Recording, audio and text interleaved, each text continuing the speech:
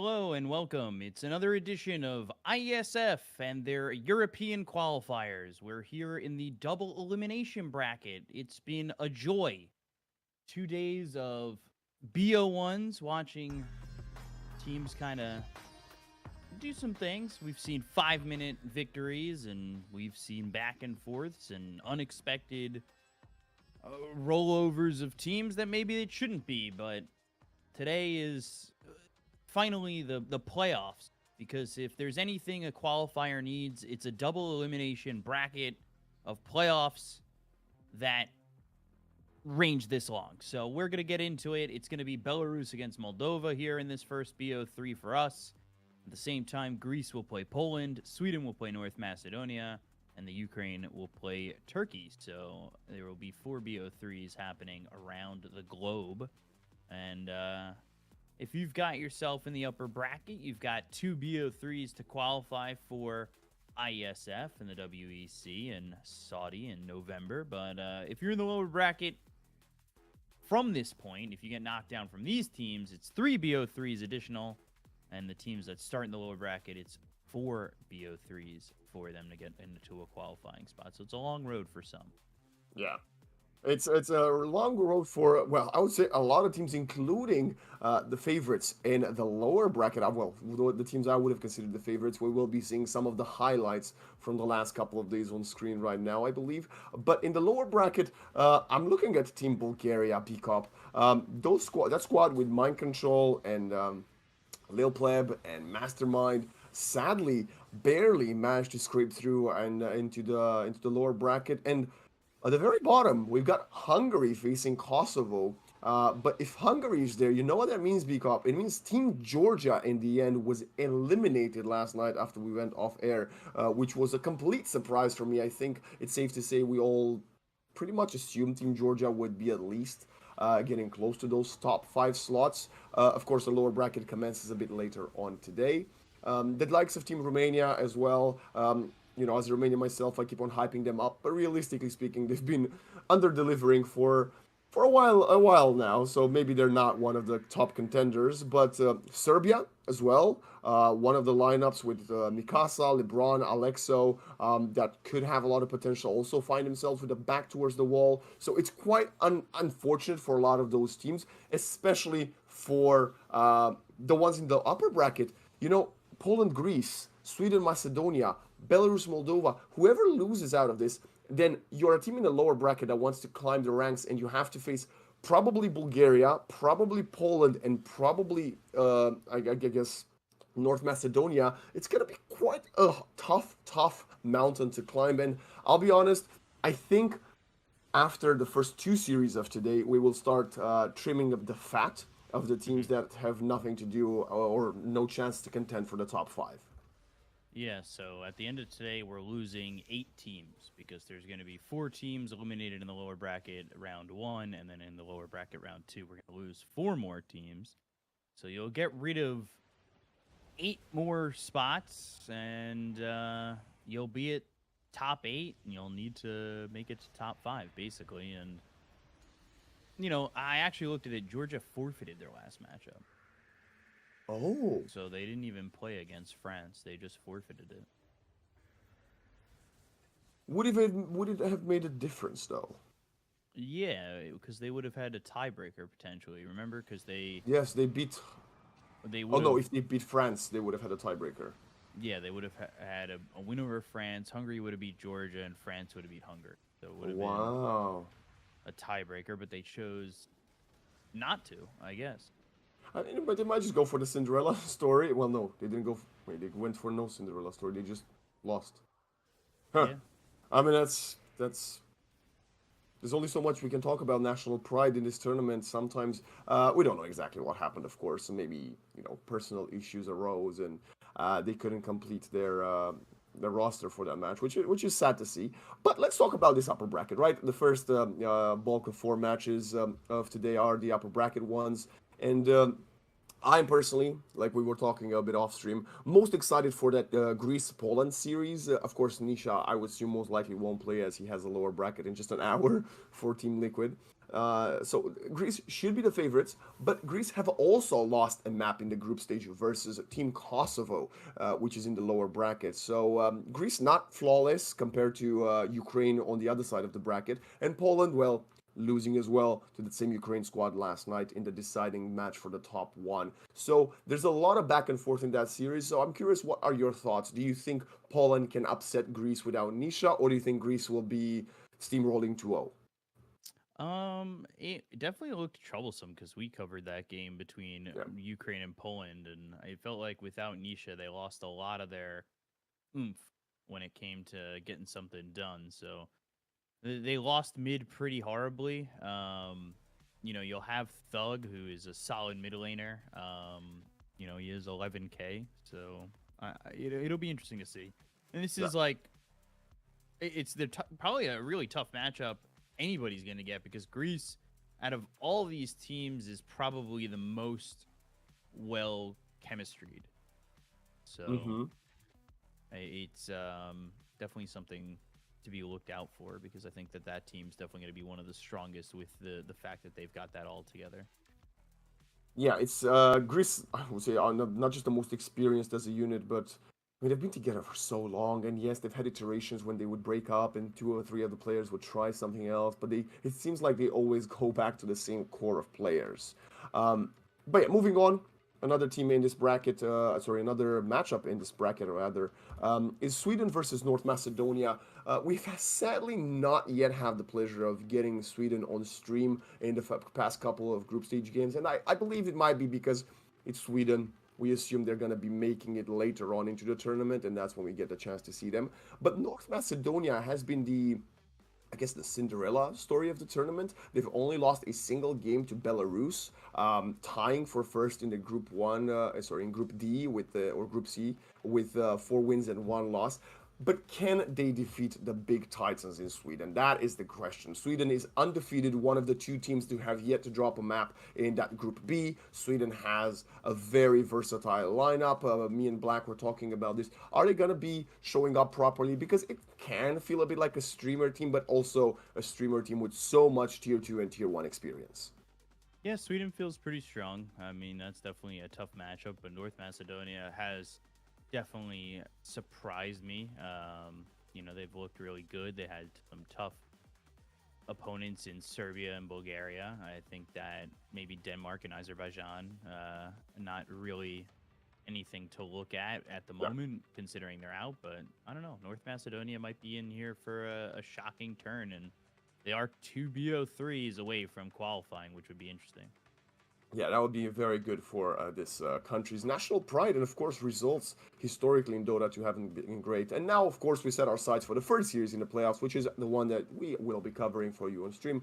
Belarus, Moldova. Let's take a quick look at the roster of Team Belarus, and we've got so bad PO65. Uh, sure, you blank. Double up arrow, whatever you want to call them. Yeah, I don't know. Miao and 1J representing the Belarusian squad. I don't know what we're gonna call him. We're just gonna call him Mikita. We're gonna call the hero naming game. It used to be Lonely, but they've changed their name to something that I truthfully can't pronounce. So I probably stick to the hero name, but It's an interjection. We go. It's like a. I don't know. we'll have to see. But Pio is one of those guys who I've seen before. Used to Yeah. play with Team Ivy. He looked good with them. He looked good with X Monospa. I think he was the one who ended up getting or replacing. It was one of the other ways, but he was the one who replaced or either got replaced by Nande on that Monospa squad. So, Pio, he's a good player. He's always fun to watch. This matchup between Belarus and Moldova, I would think that Belarus is definitely the ones who have a clear advantage, in my opinion. Yep, so do I. I would have to say so as we now look at the Moldovan roster. And I think also Moldova in a similar situation, 4 wins, 1 loss, but of course that one defeat was suffered at the hands of the Titans of Team Sweden. We've got Cloud, Yayo, Requiem, Yamakasi 52, and Tony. Of course, Moldova, a team very close to my heart, as Moldova and Romanians are very, very good friends and a lot of history together, as Moldova used to be part of Romania way before I was alive. So I'm gonna be rooting for the Moldovan boys. Does that mean I think they can do it, B-Cop? I don't want to say no because we've also not seen Moldova on stream this past couple of days, but I think Belarus are quite the heavy favorites actually. So I'm really glad you said that Moldova used to be part of Romania, because I was gonna ask the stupid American question and just go, the flags are real similar. Like something stupid like that. I was definitely thinking it in my mind, so I'm glad you said something before I even could get Yeah. out that American thought that I had. And yeah, Well, I mean, now I'm looking at a map, and when I was in Bucharest for a while, I didn't realize how close I was. so history lesson with Waxon here. I hold on, wait. I'm ready. I had to Okay. adjust the glasses. So Moldova in itself actually is a region, just I believe northeast of Romania, Hmm. still part of the country. Yeah, okay. Okay. But the country that we are now covering is the Republic of Moldova, which is essentially the region Okay. cut in half. Originally claimed, I believe, back in the early 20th century by Russia, and then later on in the 20th century, they've been given independence, and now they are the Republic of Moldova. Okay. Okay. Okay. Okay. All right. I heard it's really nice there too. I've heard great things about Moldova. You know the famous, I guess, song which is in Romanian, the my my. You know that? No, Hmm. you Hmm. must know. Yeah, okay. So the song is in Romanian, but it's sang by a Moldovan band. I am old enough to know that when that got released. Nice. I actually don't know if we're like similar age or anything. I'm gonna just assume you're younger than me. So I was alive during I'm gonna look up your that age right release. now. I'm 31. I don't hide it. I just say it out loud. It's a number I have to get used to and just breathe. And I try to shave to keep it looking young. I got carded the other day. That felt real good. You're old when when getting carded feels It's proud. so good. Yeah. I sometimes I let my mutton chops, because I can't grow real facial hair, grow out, and I look kind of Hmm. ridiculous, but I do look older, and I like looking a little bit older. But then when I shave and I finally get carded again at the bar, phew, great time. Great time. I'm just like, oh, um, you flatter me. She goes, yeah, no, I'm serious. Are you 18? And I go, oh my God, I'm going to stay here forever. I could live at this bar with you treating me so nicely. oh, that is hilarious, actually. Well, you're slightly older than me, but you're I not that figured. much older than me. Yeah, no, we're very close in age. I think what's the difference? 3, 4 years? Yeah, 4 years Wh- difference. Yeah, yeah, What yeah. shocks a lot of people is that I'm older than Black. Isn't Black like 55 or something? People would say that, but they don't uh, know that I'm actually like a couple months older than him, oh or maybe even wow, a I year didn't know older than that. him. That is actually shocking. Yeah, that Hmm. one's a definitely an odd one. He does look older than me. I'm not saying he looks old, but I will say he looks older than I look. I think it's the musculature. You know, when his Yes. muscles are so developed, it look like the muscles of a very mature person. Maybe Yes. someone in their late 40s. Shout out to Black, ladies and gentlemen. We're just joking here, of course. With all love, I Black. Oh no, I'm never joking. When I see him, he knows I'm not joking. And then he goes, "Okay, so for our workout today," and I go, "Oh no." He goes, "You're doing 50 squat sets," and I just go, "Oh, is this because I made that joke earlier?" And he goes, "Yes." Does he ever like? Are you not impressed with his diet? Because like when I met Black, he would always eat like cake, and he goes, "Oh no, I'm just doing it for a few days." I'm like, "Yes, but it's been like 10 days now. You're still eating only cakes." Yes. So last WEC that we went to, we were in Saudi Arabia, and we were friends. We're friends with a lot of the Arabic talent out there because we've Hmm. we've met them a couple times. And these two guys, Red and Ibrahim, they took us out for desserts, and we went there, and it was me, Black, Snare, Nomad, and Jeeves for that event. And so we went out to have cake, and Black ordered one of everything. I have the photo. He ordered one of everything, and we were all there. We must have been at that dessert place for like an hour or two, kind of watching as the king ate. He was like, "Do you guys want to try this?" And then he'd cut us off a little slice and finish. And they were like small, cakes. Like, they were cakes. It was, oh my God, it was insane. He eats like that, and then he stays super thin. It's so crazy to me. He eats on the diet that you'd feel like you'd see on a documentary for My 700-Pound Life or something like that. Does he eat cookies? And there's the reason I'm asking this. I don't think so. I think he just eats cake. Like, I think cake is Oh, just his go-to dessert. okay.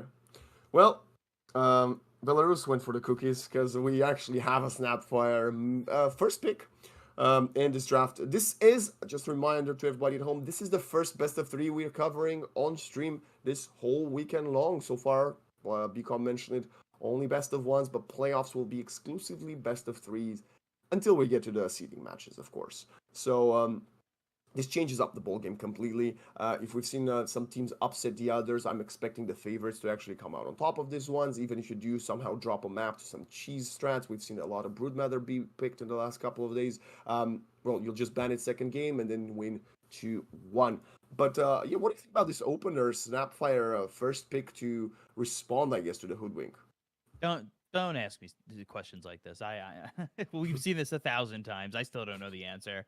No, but in all seriousness, it's just we've seen this. I think it's just there's a lot of comfort in Snapfire and Hoodwink right now. Hoodwink's just like one of those fours that we're gonna continue to see constantly. I think when you're a team that maybe isn't the favorite, you're gonna fall back on heroes that should give you a percentage boost. I would say in terms of like, yeah, Hoodwink is one of those heroes that scales well. Maybe if you're not the better team, you can get into the late game in a good feeling. We used to see a lot of that, I would say, in DPC when the lower teams that came from Div 2 would play these like definitely S tier teams. Yeah. And they like knew they couldn't win the lanes that well, but if they could get into the late game, they had a chance. So Doom here kind of changes that ideology. I think Doom's a lane winner, and he's definitely one of those heroes that just like obviously gets a lot of gold. You throw a Doom out there, it hints at maybe going for a Grimstroke 5. I'm always a fan of that. We've seen that. Grimstroke a couple times, me and you together, and we haven't seen anything that combos with it. The few times we saw Grimstroke, there was nothing that went with it, and it makes no sense. I don't understand that, because that is a hero that, truth be told, yes, Inkswell is going to be a good enough spell for that hero to coast, but you want to get the most out of Soulbind, and Doom is one of those heroes that gives you that. Yeah. And I think it's weird, like you mentioned with the Grimstroke. Sometimes we see the Grimstroke as a counter to the Batrider. You go the Shard Inkswell route, and at least he dispels that. But sometimes it's like there's nothing there anyway. And we'll see. Moldova has the chance to get it here, but they're gonna go for the Enchantress first. I mean,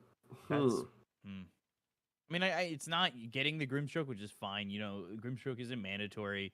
Enchantress, depending on the build, can be very... I mean, both builds are very annoying. Impetus build is very annoying in lane. You're taking a good amount of damage. You're going to be the 5 here as Enchantress. But the Enchant Nature's Attendance build, where you don't take really any points in Impetus, and you just basically enchant, slow them, you and your carry attack them, and then you just heal up, and you're just a pain in the ass. Also very annoying. Yeah.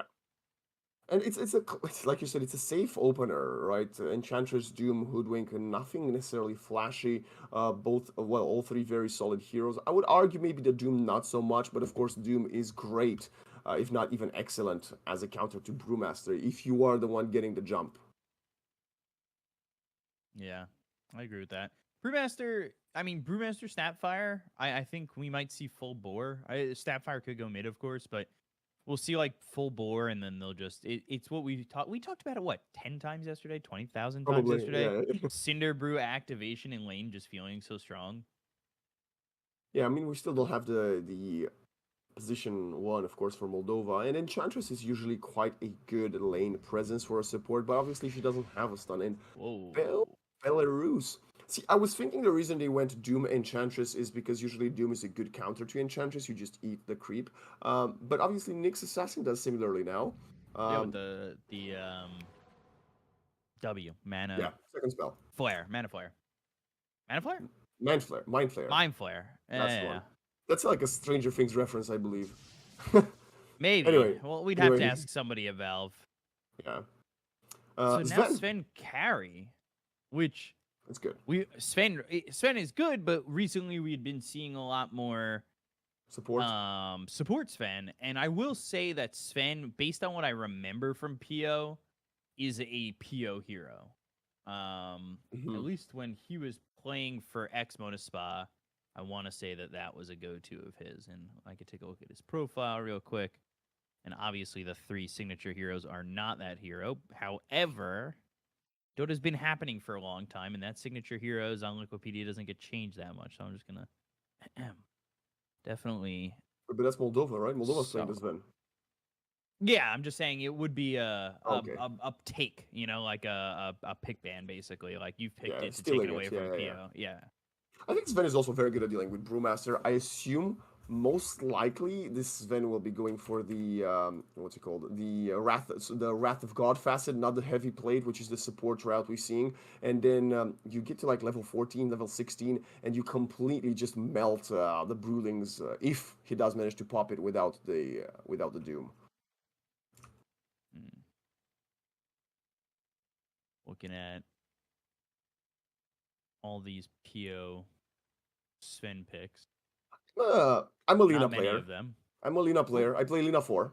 And I think Lina's very strong. Of course, this is going to be most likely a mid Lina, which means the Snap will be flexed to support, which is kind of what you predicted. Snap, Brew on the lane. And I think Lina is in a very good point right now, but nobody really plays it in Tier 1 Dota, and I wonder why that is. You see it sometimes. I'm going to actually look at its Riyadh stats, because I feel like that's a big gauge of, what's popular. Do this really quickly. It's been picked once.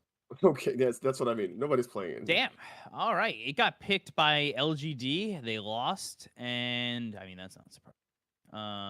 As an LGD fan, it was with a Sven as well, surprisingly, but it was a 5-position Sven, and it was Shiro who played it in the safe lane. So it wasn't even a mid Lina. It was a safe lane Lina, which is even more surprising. And they played it with a mid Earth Spirit. Well, no wonder they lost. Against Sand King Phoenix lane. Actually, no, wait. Sorry, the Sand King went mid. I'm lying. Jesus. It was a Slark off lane with Snapfire. Okay. I'm gonna have to go watch that game after this. Jesus. Slark Snapfire off lane? Falcons are kind of onto something. They cook. They definitely cook a lot.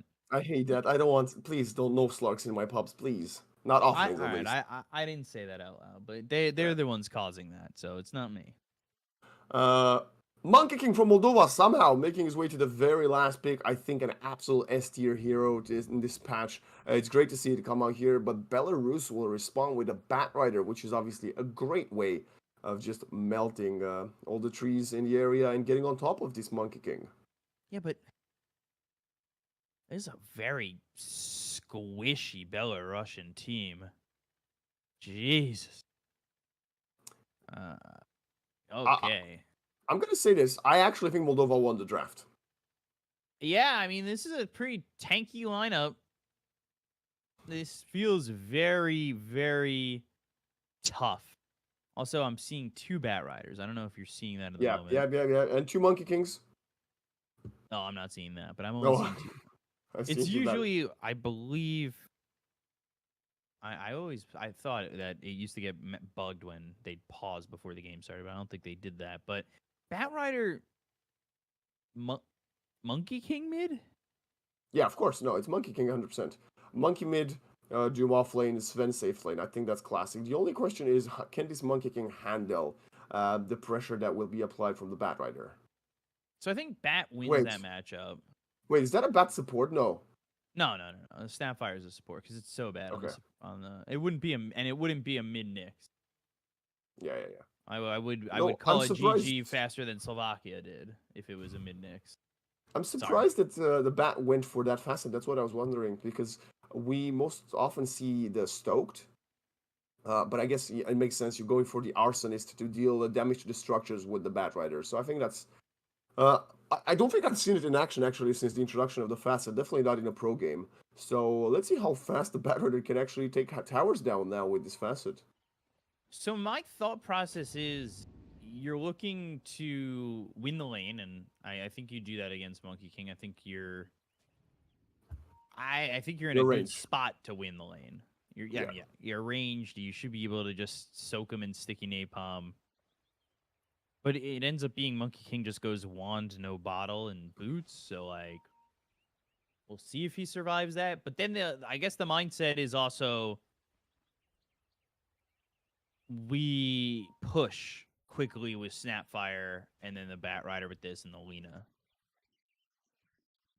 I guess.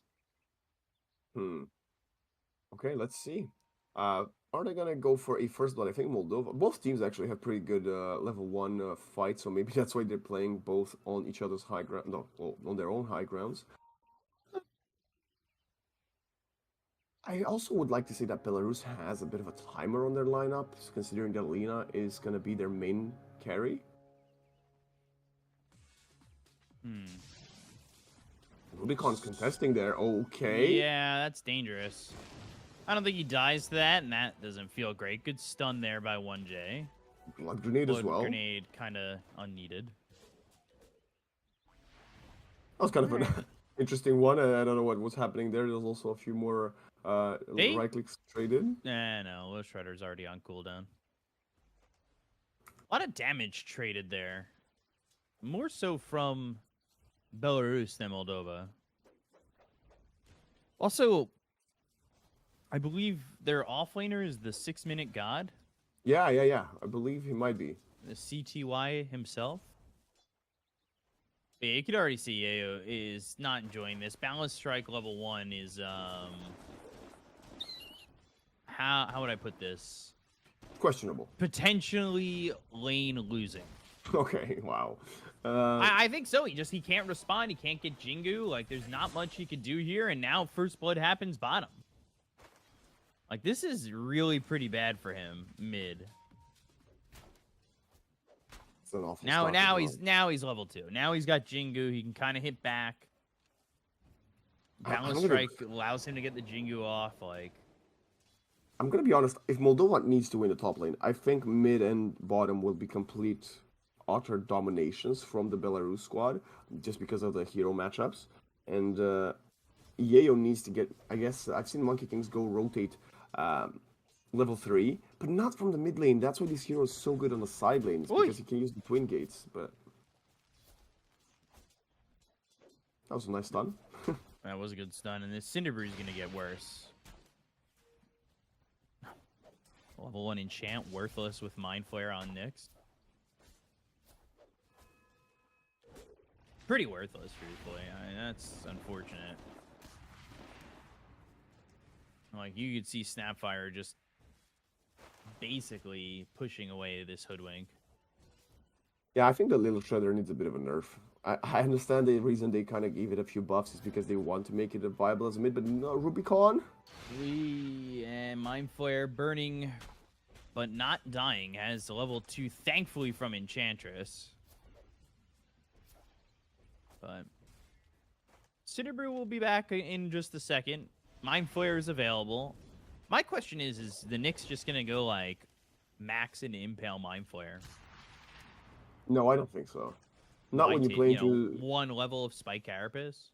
I think Spike Carapace is so valuable when you play into Hoodwink, Cleave, Scorched Earth. You kind of need it.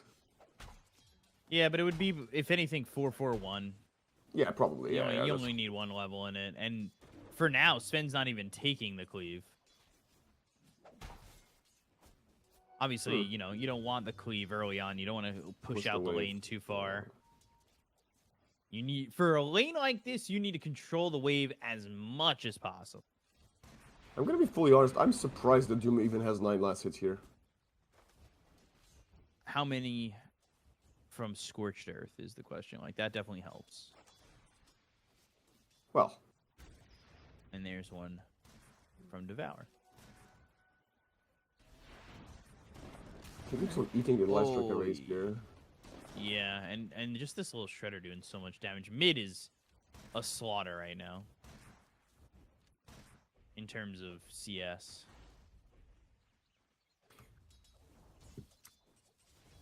Obviously, it's still early on. Only a single kill has been given away, but of course, 1,000 gold lead already for the Radiant side. And Yeo is level 4 now. I think he should start actually pushing the wave with the Primal Spring and then go rotate around the map, but he doesn't want to do that just yet as he keeps getting pushed back by the sticky napalm. Oh, yeah, I think Requiem's in trouble. Scatterblast in 4 seconds. Like, you can definitely dive this tower Scatterblast a little shredder if you wanted to, and the full board just makes it so easy to hit. Really rough. Top's kind of gotten a little bit better, but you can see that if they choose to, they can attack this Sven. But the heal, what? Did they take 2 in Nature's Attendance? No, they took 2 in Enchant, surprisingly enough. One of the downsides of Sven carry build when you take this facet is that his base damage is completely reduced. You're trading Sven's potential for a kill in lane for how strong he becomes in the mid to late game, right? So that's why we see these right clicks basically dealing close to no damage on the Brewmaster and the Nyx Assassin. Yeah, and that with Brew already having 7 armor. Nyx has 5 himself. Like, I don't think you're getting a kill even without that reduction. Mid? But mid lane, getting the kill on the Batrider, making a rotation, that's huge because this Batrider was having a free lane and top almost dies. But yeah, getting that kill on the Batrider, catching him a little bit out, now allows Yeo to kind of get to level 6, but Doom's in trouble. A little shredder, the Bushwhack didn't land, and they still don't get this kill. And with Monkey King making the rotation, this is going to be another kill for them in the Dire side. Ooh, nice LSA. Yeah, it will be, it will be. Batrider's TPing bottom. Does not have level 6 though. Yeah, he's about a couple creeps out of it, and they're going to get this courier, and then they're going to be able to get this Hoodwink. Whoa. Oh, still can't get Hoodwink. But it forces out the Wukongs. Now you just go back mid and you start farming up. LSA doesn't land. Pio's in trouble. Nobody to stop the chase. I think this TP's actually potentially going to hurt him, but it doesn't even matter. The TP doesn't get there in time. Really? And he still can't get the kill. Ugh, yikes. Wow. What a turn of events from Moldova. The spellcasting and like the camaraderie between the players to just completely rotate. We saw that. Help in mid from the Hoodwink, then the rotate from the Monkey King, and that is the strength of the Monkey King. That's why this hero is so high regarded. Like, look at him even now. Okay, he's gonna die now, but... Yeah, lasso with the burn, they got him. That's a Nyx Assassin coming over. 7-minute mark. It will be Doom who probably picks up this Wisdom Rune, also stacking at the same time. And then they do use the scan to see if anybody's taking theirs, but 1J will get that. He'll be level 5 in a 4th, just about. And on the back of that kill on the Lina and the Batrider dying, now the Sven is topping the network chart. Not the network chart, the last hit one. Yeah, right now he's keeping up with the Lina. Despite the death on the Lina, staying up there. And it's an easy farming lane for Lina. Just having that rotation, unfortunately, for Pio makes that a little bit tougher.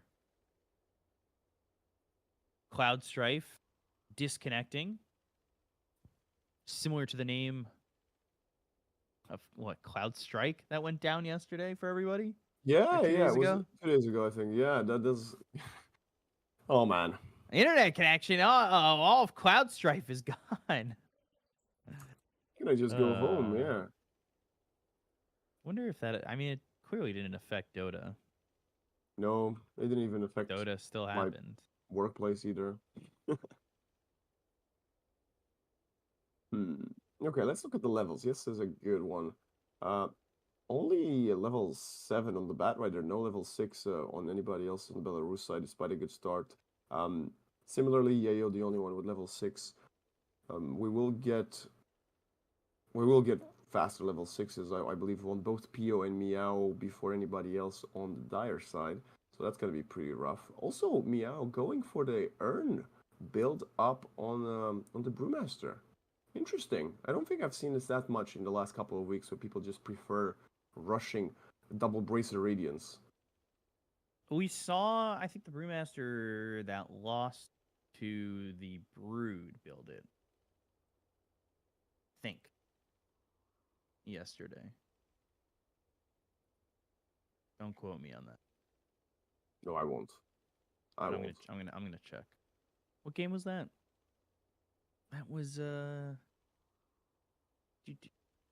what was the game that we saw that Broodmother in? France. France was playing Blue. Yeah, It was France, Hungary. Yeah, that's the one. And then that Brewmaster, it says double bracer radiance, but I swear to God we saw him get, somebody got Vessel for sure. Wow, because we definitely saw it yesterday. Let me see if it's not there as a big item. I wanted to ask you, what do you think about the facet on the Doombringer? He has the Devil's Bargain, selling his items for 90% of the value. Do you think that's actually... Because I think that's a bit of a bait. I honestly think that's a bit of a bait facet. But I have heard Amar actually argue that it's really good. So what are your thoughts on it? I think the other day at EWC... What was the scenario? I mean, getting rid of your Midas for 90% of the gold when you eventually don't need it is pretty great. And then I believe he had gotten like pipe. Okay. And then somebody else was building pipe. When they got pipe, he sold his pipe. And then you had 90% of that gold still ready to go. So I think it was all right. Okay. Makes sense. I think it was good. It allows you to kind of maybe build items you need for the moment and then get rid of them. Also, have I asked you about this? Do you think, like I do, that the Enchantress Innate is the worst in the game? She gets an extra neutral item.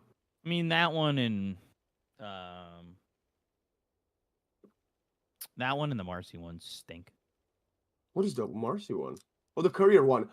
Ah, I think that's not great, but I kind of hate it when I play against the Marcy and I'm trying to kill Couriers, so I'll be honest. Yeah, that's true, but I still think it's whatever. Yeah. No, that's true. It's bleh at best. We're back in the game now, and Tony's trying to farm a stack with the Scorched Earth.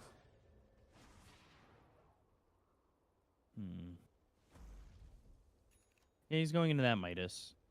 Phase Boots Midas, so he's trying to do that. We'll see if this Spirit Vessel is enough. Batrider back to just doing work.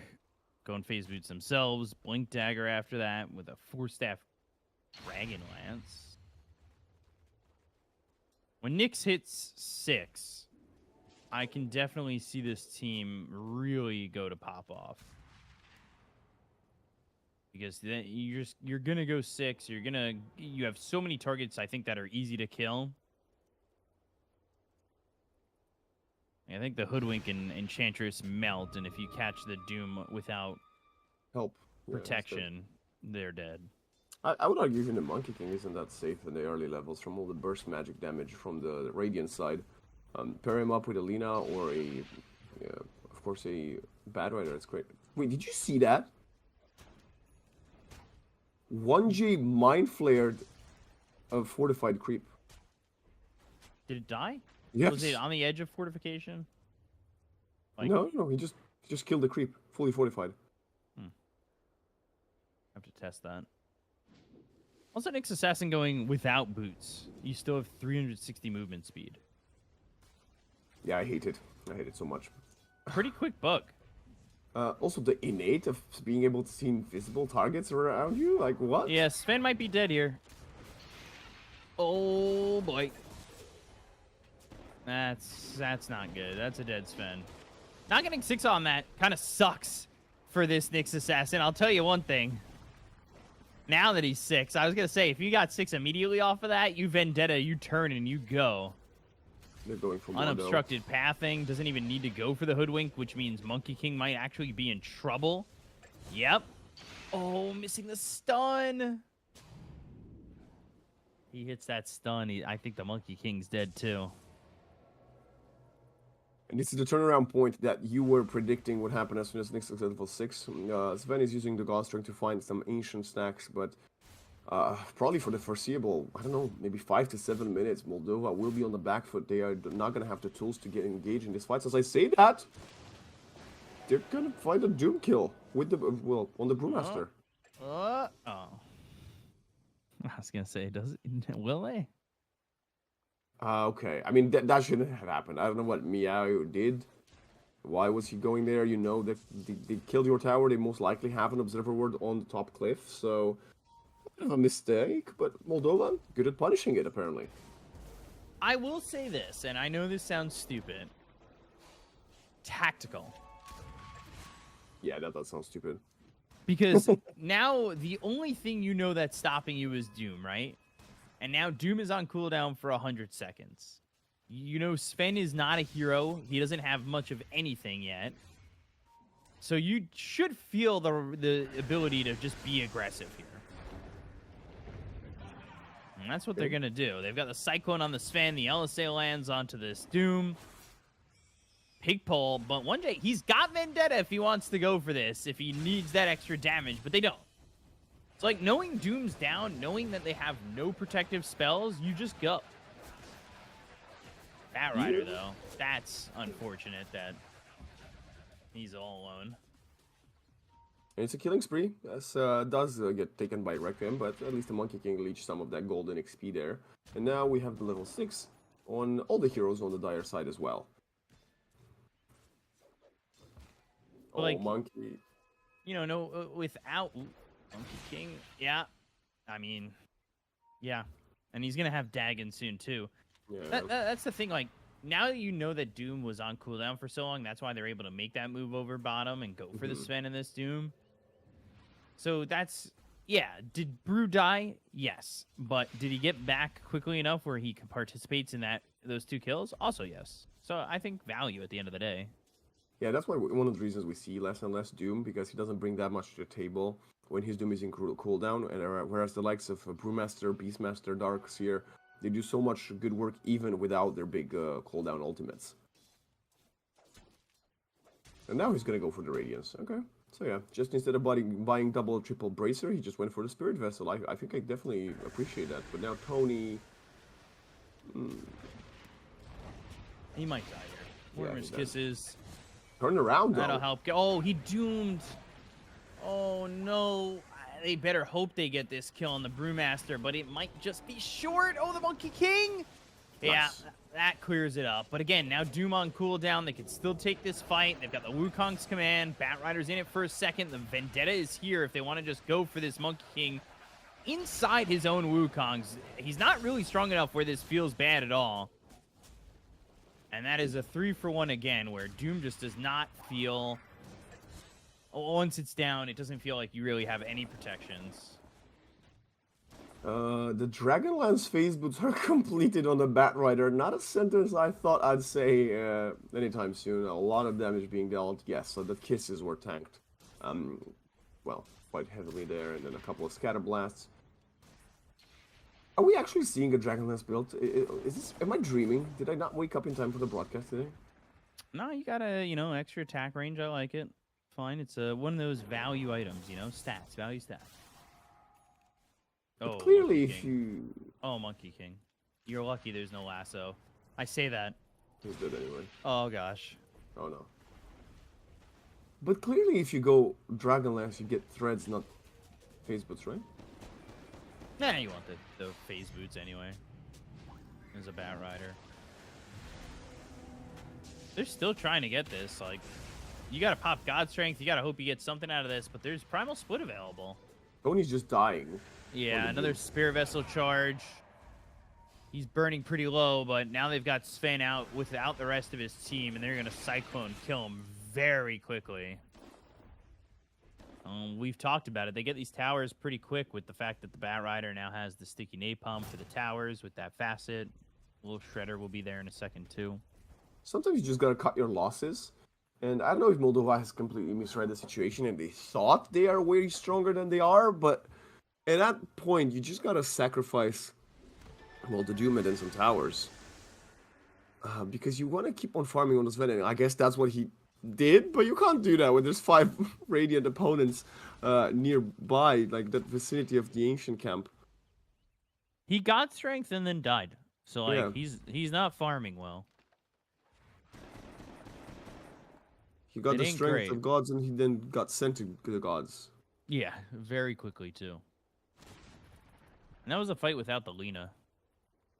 Okay, if we're gonna have to get this Hurricane Pike done, yeah, odds On on us getting a lasso, Hurricane Pike breaking the lasso. No, because you would just you'd just force staff yourself. So 0. Yeah, 0% chance. Yeah, I think they're not screwing that up. Okay. Oh boy. Oh boy. Nyx assassin on your tail. Got Carapace. Nobody's here though. He could Carapace, but nobody's here with him. And the sentry's down. He needs. It's time to go. Even worse. No. Even worse. Even worse. And I think the Sven's doing the smart thing. He's trying to bait him towards the sentry and the rest of his team. But And Lena's there now. yeah, and now the rest of the team is here. So they've Doom? let this Nyx go all the way forward, spike Carapace it all, and they allowed him to do this by not just killing him. Oy. That was a 4-for-1, and that's the definition of a tactical big up. No, they didn't even kill anybody. It was a 4 for none. Yeah. Tactical. Look, I thought you said Rubicon. 4 for 1. No. So 4 for none. Ah.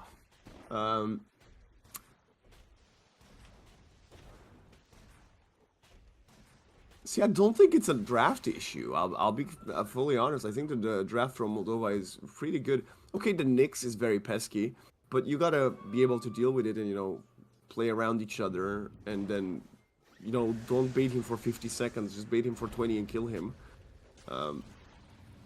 It's just Belarus is playing so much more efficiently around the map.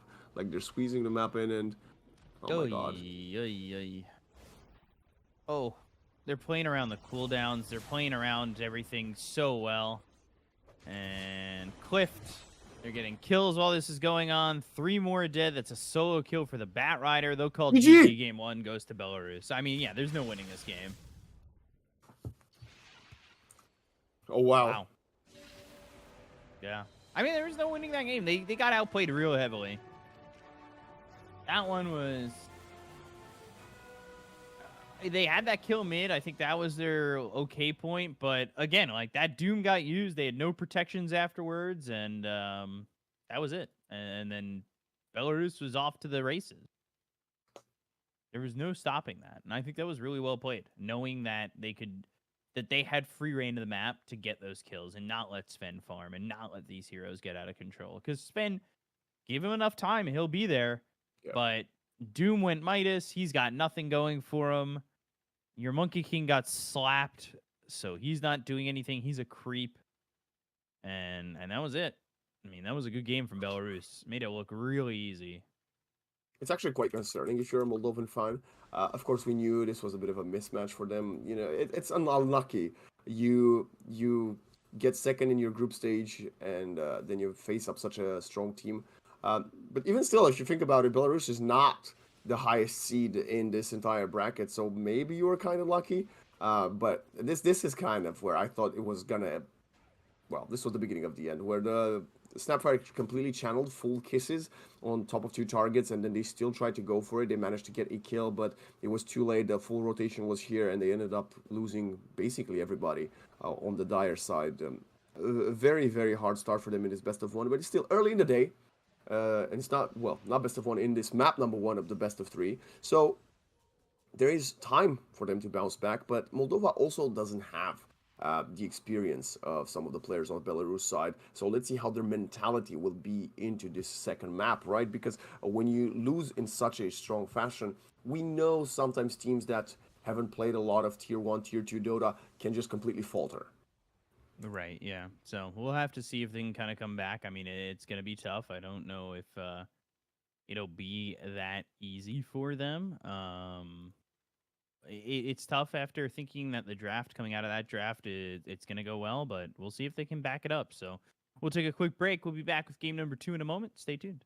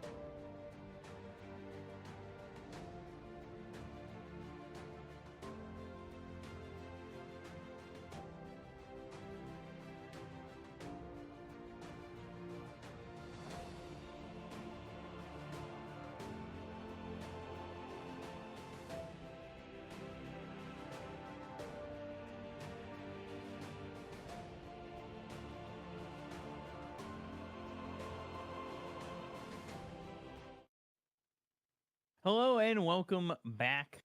We are here again with Belarus against Moldova. Easy first game for Belarus, wouldn't you say?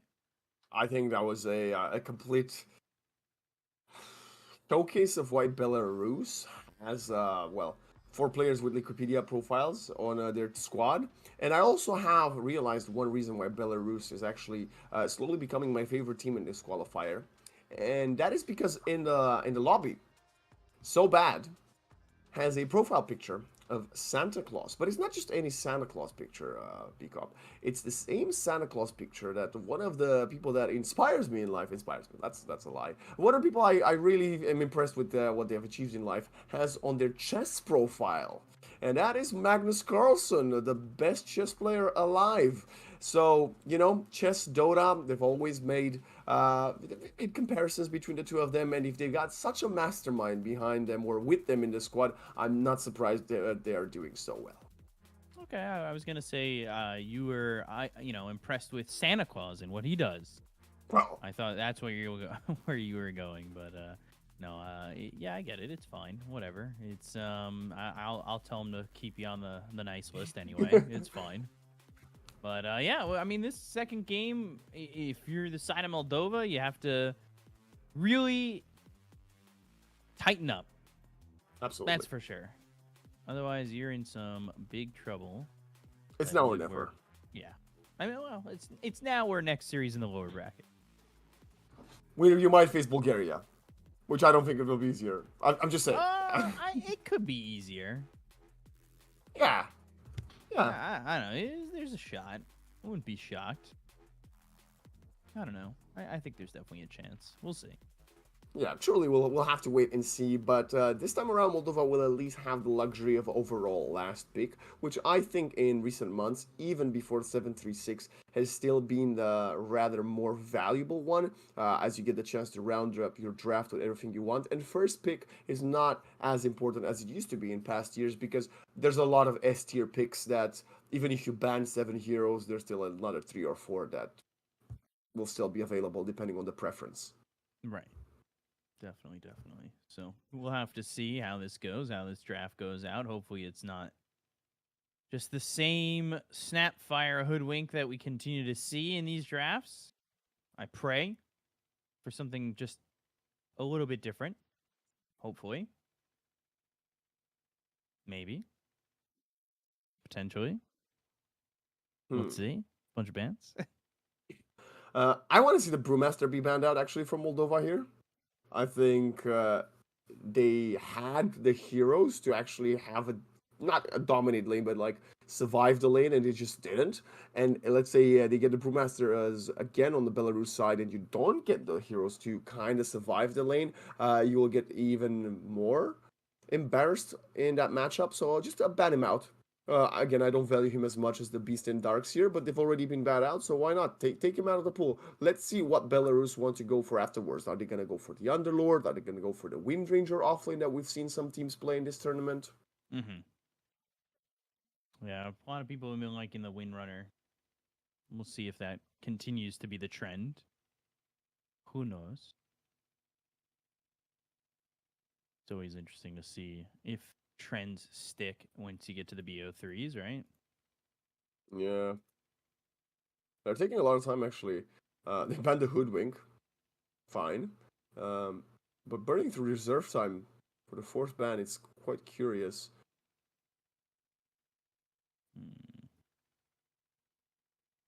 And there goes the Hoodwink. So at least we don't have that Hoodwink Snapfire combo that we have constantly seen. Which is fun. I'm happy with that. Something new, something fresh. One of the heroes that I think is quite valuable nowadays, but nobody's running it in European qualifiers. I've seen a bit of play in EWC. Is the Crystal Maiden as a support.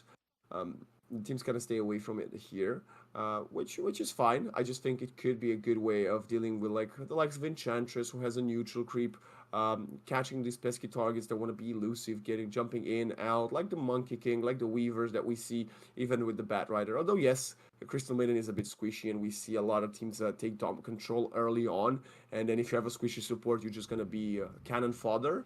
But Snapfire will be banned by Belarus themselves, and they're gonna open up with the Rubik. Cool.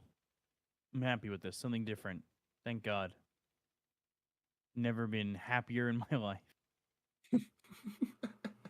um, Phoenix, also one of these heroes that sees a lot of contention in some regions right now, but uh, not that much playtime in the European qualifiers here for IESF. Of course, picking Phoenix into Rubik is not necessarily an easy thing to do, but Mm-hmm. Moldova will respond with the Phoenix himself. Okay, what am I talking about? Uh, I guess at the same time, Fire Spirits stolen by Rubik are not great. And after you pop Supernova, you instantly use Fire Spirits, so the Rubik doesn't steal your ultimates, which is not it's not that hard to do. You know, just you explode, you press W. Mm-hmm. I like the Rubik pick. I'm a fan, but we've seen Phoenix feel very strong. I was gonna say, is Brew already banned? And the answer is yes.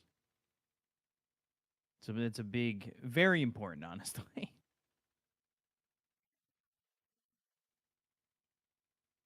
So if they weren't banned still, that could have been an issue. Hmm. Pango banned out and Jakiro taken out as well. Jakiro could be used as a way to deal with the Phoenix Egg. And now Sanking. I like this from Moldova.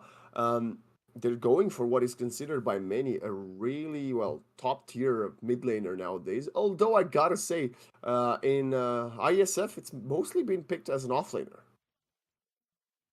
Yeah. Well, with the game we were talking about before, it was picked mid, so maybe they're going off lane Slark.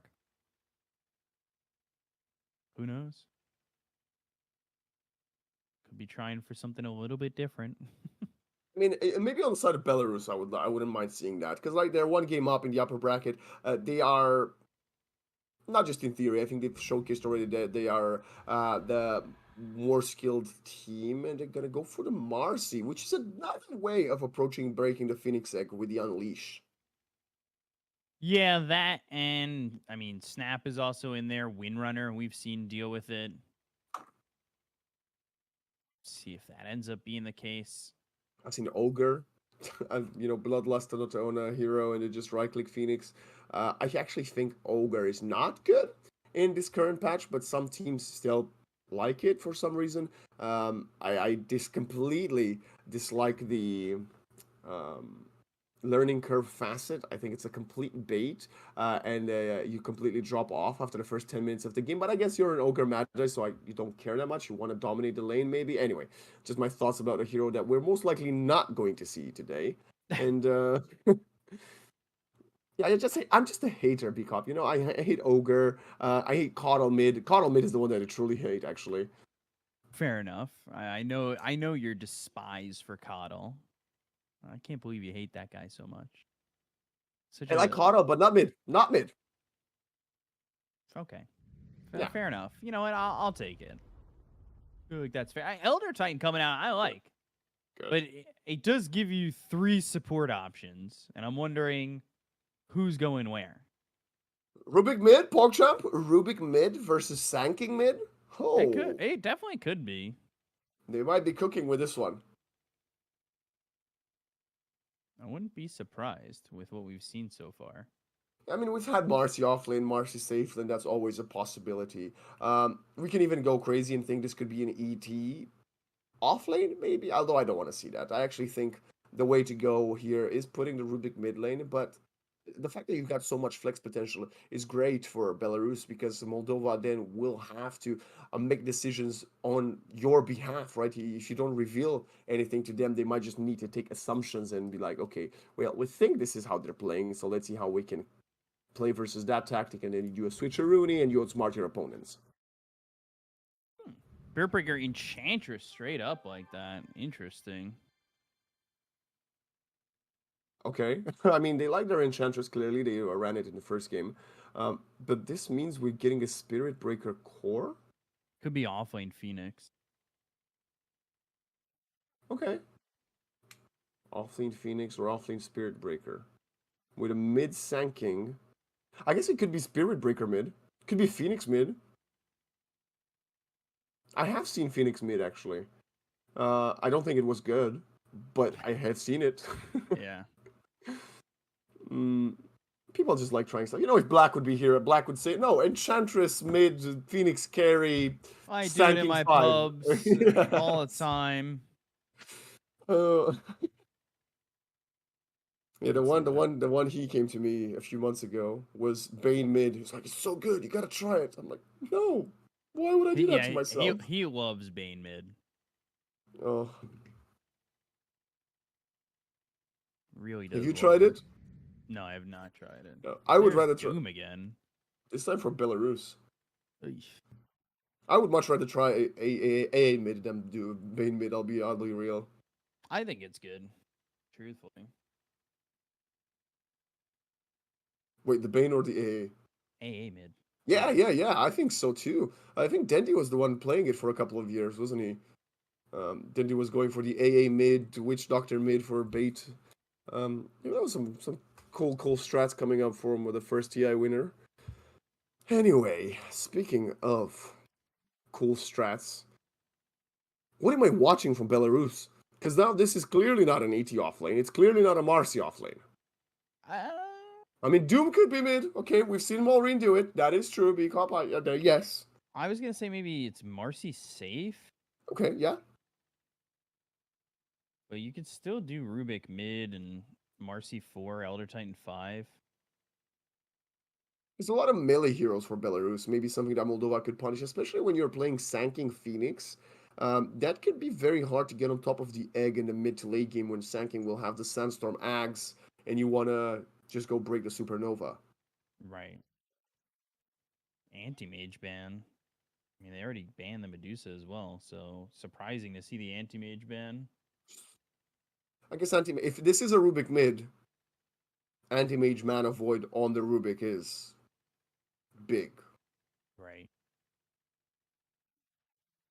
Mm. Do you think they wanted to pick the Medusa and ban the Anti-Mage and they banned them both by mistake? No. No. Because then they wouldn't ban the anti-mage afterwards. Yeah, true. They're Five 4 seconds. Yeah. Okay, they picked. It wasn't a random. They go Ursa. Okay, that's not bad. Nice. That's good against the Phoenix Egg. Solid pick. Great versus all the Moldova heroes, actually. No saying they've got too much melee and they could get punished, but Ursa loves getting up close and personal, right-clicking, Sanking, Spirit Breaker, even Inch. Ooh, PL. I kind of like that. Wow. Is this a first in IESF? Definitely the first on stream, I think. Definitely a first on stream, but it is a mid Rubik. Mid Sand King against mid Rubik, safe lane Phantom Lancer, off lane Phoenix. I don't know. Off lane Phoenix kind of scares me with the fact that you've got an Ursa against you. I don't know if you're going to get much done. So it's off-lane Phoenix with position 4 Spirit Breaker. Yeah. Okay. I can see the thought process behind it, and I think it could be really good in the, well, as soon as both of the heroes hit level 6. You go Supernova, Spirit Breaker just charges through the targets that want to hit the egg, be it the Ursa or the Marcy, I suppose. But you know what? Based on that game 1 performance, I'm not gonna change my mind. I'm still going with Belarus. But if there's a hero that can carry a team from the underdog position, it's gonna be the Phantom Lancer. Yeah. Can definitely see that. Find its inner workings, get something done, but we'll see. It's going to be tough. I think this Ursa, especially if you doom the Sand King or the Phantom Lancer, like, you're just in trouble on the side of Moldova. Well, let's see what's going to happen as we are underway with the second game of this first playoff match between Belarus and Moldova. Can Belarus make it one step closer to the World Esports Championships, or is Moldova going to start mounting a comeback? Yeah, we'll have to see who gets the victory out of this one, but I think, I'm really thinking that Belarus is going to have quite the advantage going on, if I do say so myself, and especially if they get first blood. Well, let's take a quick look at the facets. Yayo went for the Sand Shroud, which is Tony Yayo. Sandstorm increased radius and grants invisibility. We're now looking at the Phoenix, so clearly with a Dying Light dealing 4.5% base damage. Enchant, Spellbound, cast range is increased. This is what we saw Cloud Strife go for last game. Bull Rush, Charge of Darkness, faster after connecting or canceling it. Yesterday we did see Spirit Breaker go for the opposite facet, quite interestingly. And for the dire side, we are looking at Pio. He will have the Bear Down debuffs inflicted on Ursa 20% longer. But they're going to go for an engagement as we're looking at the facets. And let's see, Requiem doesn't even have scaled up Bash yet. A couple of Fury Stripes connecting. Fade Bolt for separation. Who's going to be Faster Fingers? And it's going to be Yayo getting the Bounty Rune. And now, so bad. Blood grenaded down. He's getting right-clicked. He will fall to a final right-click from Tony of the Phoenix, but another disposed reposition Cloud Strife, and it's going to be a 1-for-1. Still, First Blood going in the favor of the Radiant squad. And looking at the Bounty Rune split, we had the Ursa, and that's it. And no, the Ursa and the Doombringer collecting 2 for Belarus and 2 for Moldova. So Moldova with a good start this time around. Let's see if they can keep on leading up with this momentum. Yeah, nice start, BCOP. Especially with the First Blood claimed by Moldova. They're gonna have a slight early goal lead, which is a good start for them if they want to come back.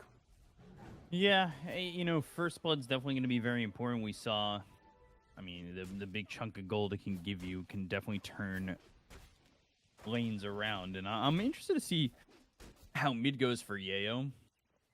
Considering he did not have a game in game number 1. It was no lifing the entire thing. And Phoenix dropping there, and that is not what you want, especially not even trading the Elder Titan. I mean, that's rough. Because, I mean, Phoenix, getting that, you said Moldova got the First Blood, so I mean, with that, it's just like, okay, well, now Phoenix, all that First Blood is kind of for naught, right? I believe he was the one to actually get the First Blood, so yeah, truly kind of nullified there. Sentry down mid. I mean, Yayo is not enjoying his time. He's getting right-clicked away while he's sitting in that sandstorm. Yeah, it's a tough matchup, I think. Rubik is a really good mid laner, especially in the first, 10, 12 minutes, because he just nukes you out of the lane with the Fade Bolt. If he hits level 6 fast, he instills one of your spells. But Sand King is very strong of himself. Oh my god. Marzi Doom, and let's see, is this Doom going to do better than the Moldovan Doom from the first game? So far, it seems to be the case, but PL is only level 2 yet for now. It's already a different build too, because it was Infernal Blade to start. So it versus a melee carry, that's why. Yeah, it wasn't that Scorched Earth to go, but disposing a rebound on this PL can make life very difficult, and even with this doppelganger, you just gotta dive the tower! Oh! Didn't commit to it. Meanwhile, Rubik gets the solo kill. I think they could have committed to killing that PL. I think the dive was right there for you. Truthfully. Wait, was that a solo? Mid, yeah. Oh my god. It was, in fact, a solo. Oh, for dash. And not the greatest of stomps there by Elder Titan. There used to be a time where, when you were playing Elder Titan, as the bash might have just saved the life of that Phoenix, there used to be a time where you'd stack the camp that the Elder Titan's on right now. You'd stack that 2 or 3 times and stack your small camp as well. And then just have your Astral Spirit go through that. You're all of a sudden hitting for 150 extra early, and you just get so many kills. And they go on this Phantom Lancer bottom again. Oh my goodness, Rubicon falling. You can't do anything, because if you doppelganger too early, you're in trouble. You doppelganger too, like it's just damned if you do, damned if you don't. The rebound takes care of you pretty easily early on with your illusions. I guess you could say, in a sad way, but you could say there's a reason we don't see PL played, and the fact that he's not a strong laner or good early game is one of these reasons, right? That's why we see the likes of Troll. Troll is much better. Imagine a Troll in that scenario. You just pop the whirling axis and you're fine. I think he's also, unfortunately, here with kind of a bad support. I don't think Enchantress really does any favors to this Phantom Lancer. Yeah. Also going for the double points enchants just like last game, which is something that we already questioned first time around. Charge on the PO. Oh, and a follow-up bash. That's not fair. PO just got back to lane, too. He literally just TP'd back. Yayo. Yeah, he's not living the good life. And they should have a way to pull him back. And that's the Sullen Sandstorm. So that is not Sand King Sandstorm. It's a Rubik Storm? And he ends up stealing the Burrow Strike now. So they've got vision. They can kill him. Yep. No TPs to help. And who would even TP the Spirit Breakers like 20 mana? He's got no 8 charge. HP. Yeah, he's got no charge to even stop them anyway. And giving up charge might even be worse. I think we're at the same point as last game. I think it's actually going to be not worse. Yeah. Okay, 1J trying to man up. I think he would still die here to this Enchantress. Oh no, he had the Lotus. Actually, it was Meow popping the Lotus on top of the Marcy, and it's going to be a 1-for-1 trade. But now, Doom actually likes this. By the way, yeah. Sorry to cut you off, but he got the kill second. It's the solo experience for him. Oh god, the bashes have been pretty great for Spirit Breaker. Just unfortunate that they haven't made more than just this yet. Ooh, if he had Scorched Earth or anything, yeah, they still have the vision. And we saw that from Moldova in game 1, despite, starting off on the back foot, they had a few, 3 minutes where they did a few good plays and then they got punished and, punished they are. Oh, man.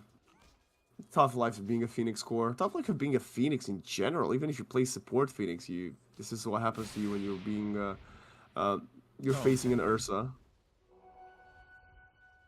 I was about to say, Sand King's in trouble again. Rubik is blocking the camps with the sentries that he purchased. That's very nice. Not allowing the Sand King to get stacks and get back into this. Rubik steals charge, telekinesis, and he charged for a second, but he didn't go anywhere. Oh no! Rubik might have just played himself, but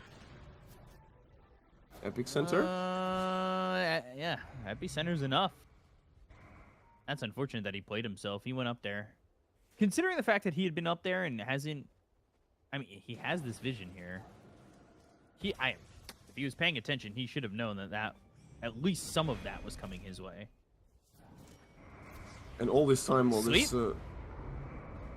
he just kill Spirit Breaker here? He does. Oh. Does he... There's no way to stop a TP if he wanted to go, but he doesn't have one. He's out anyway. Great juke around the trees. And you know what's even worse, Speak Up? While all this disaster was happening, Belarus also grabbed both of the Wisdom Runes. Oh, yikes. Oh, yikes. It's a bit of a mismatch, isn't it? Let's be honest here, I think. Oh, gosh. It's a tough one.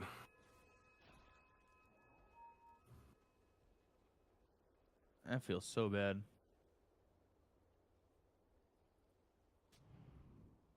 Marcy's level 6. So now before the offlane, Phoenix is 6. You're 6 on the Marcy. So even if you get that Supernova off, it's gone anyway. The win that probability is gone. It's already at 70%, by the way. It should be lower than that. Right? I mean, the other side should be lower. It should be higher on 70.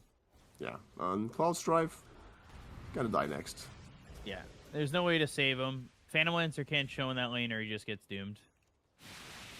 What is the PL build you'd like to see here? Because I know PL's like going for the Aghanims first, but I feel like it might take too long. Oh my god, he's going Midas! Yeah. This is another... I mean, it's the Midas fallacy, right? You think you're going to come back if you do it, but you're too far behind if you have it. And I think that's a big problem as Sand King dies here. Stolen Epicenter? How does that even happen? Wait.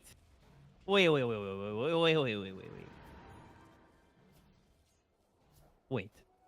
That means, because Epicenter's off cooldown now, that means Sand King hasn't used anything else since that fight.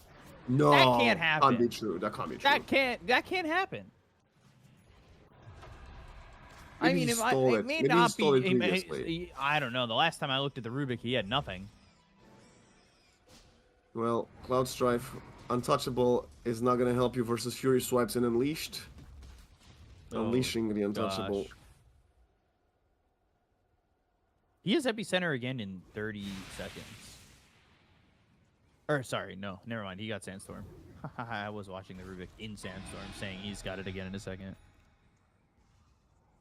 But now he's got that extra spell amp, and the cast range is so big. Like, Sandstorm's going to do some awful damage.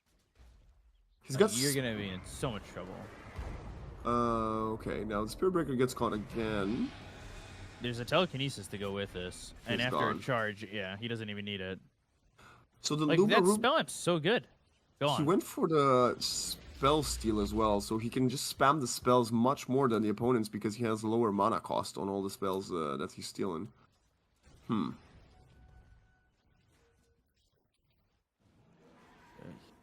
Rough. I mean, what is that to say? Charge top. If you even pop this, you're just dead anyway. There's no way you get super like. I think you just commit to this. TPs? You Coming. stick it. You've got Spirit Vessel, and now what a sleep, stop. you're dead. Oh, Doesn't matter. dude! They stopped the charge. They got the deny. That's pretty hype. But they got they stopped the charge with the telekinesis, throwing it down on the Spirit Breaker, and Pio's just in too far. Oy. Nice. Oy, oy, oy. Okay. That went from looking so beautiful for Belarus to maybe tilting Pio. Okay, going on to a River 10 Rubik with the Marcy's, there's not a way to go. Well, there's a way to go back to base, I guess, but not to go in team fight. You just had a good fight. Why? You just killed the Ursa. You denied the Phoenix. You didn't give up anything. Why? I'm gonna be honest, and I don't want to hear any account buyers in chat. Okay, I am immortal, barely, almost divine again. I didn't know you can deny the Phoenix egg. Yeah. It's always been That is a cool play, especially because they had like a good way 4 to other grief. players there. Yeah. Well, Especially if you've got Axe and you pull somebody in. Oh, that's great. Then you deny 2 people. Midas completed on the PL. He also has the first Blade of Alacrity. Okay. He's most farmed hero on his side, which I guess is as expected. He's got a Midas. He should be. Yeah. But like still behind the Ursa, which just died. So Just barely though. And this is Ursa pre-farming tool. Although he went Wand Phase Wraithbane. Where is his gold? Why do I feel like this doesn't equal 6,000 net worth?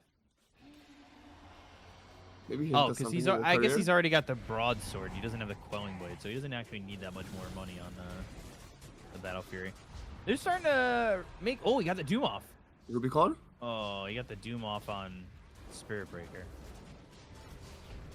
If one team dies there, he almost killed Diego. Oh my god, one hit. Someone deny him quickly. Oh, so close again.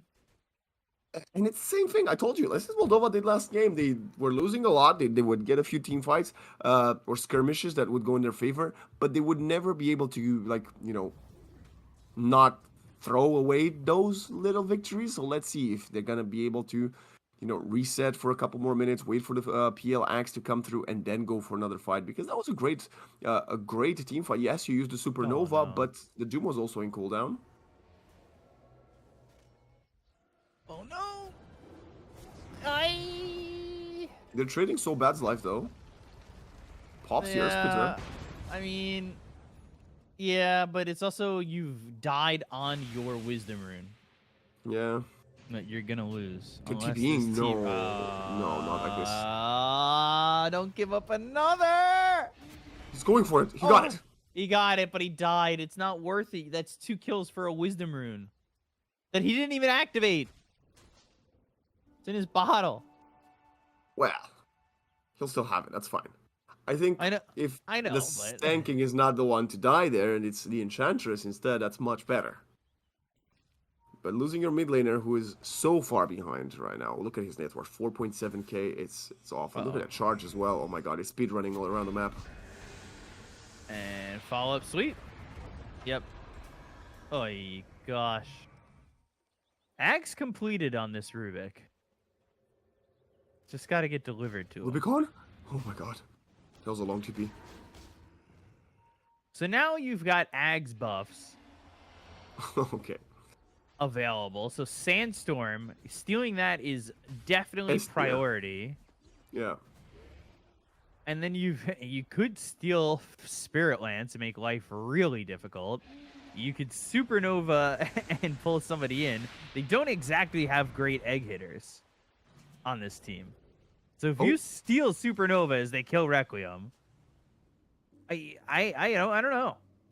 I don't know if they kill that egg, because you got to remember, like, the Ags gives extra attacks to kill, and I don't think they do well against this egg. And he's level 13, so he's the equivalent of... No, it's only one point. Okay, no, level 10 on Tony. Yeah, and then you have the Earth Splitter sleep as well, you know, to cover up the Supernova that could get stolen by the Rubik. And the Sandstorm is at level 2 right now, but Rubik steals it anyway. The Ags upgrade on it's going to be pretty gross. Okay, charging Gale. He's on the low ground in the river, bro. Who does that? Oh, this might go through a couple heroes. Don't angle yourself the wrong way. He actually doesn't commit to it. Yeah, he spotted the Arcane Rune top, I think. He just wants to get the Arcane Rune before he goes for anything on the Rubik. Oh my god. Reducing the unit cooldown. What a greedy Rubik. He's got a blink on the Sanking, though. I don't think it helps, but...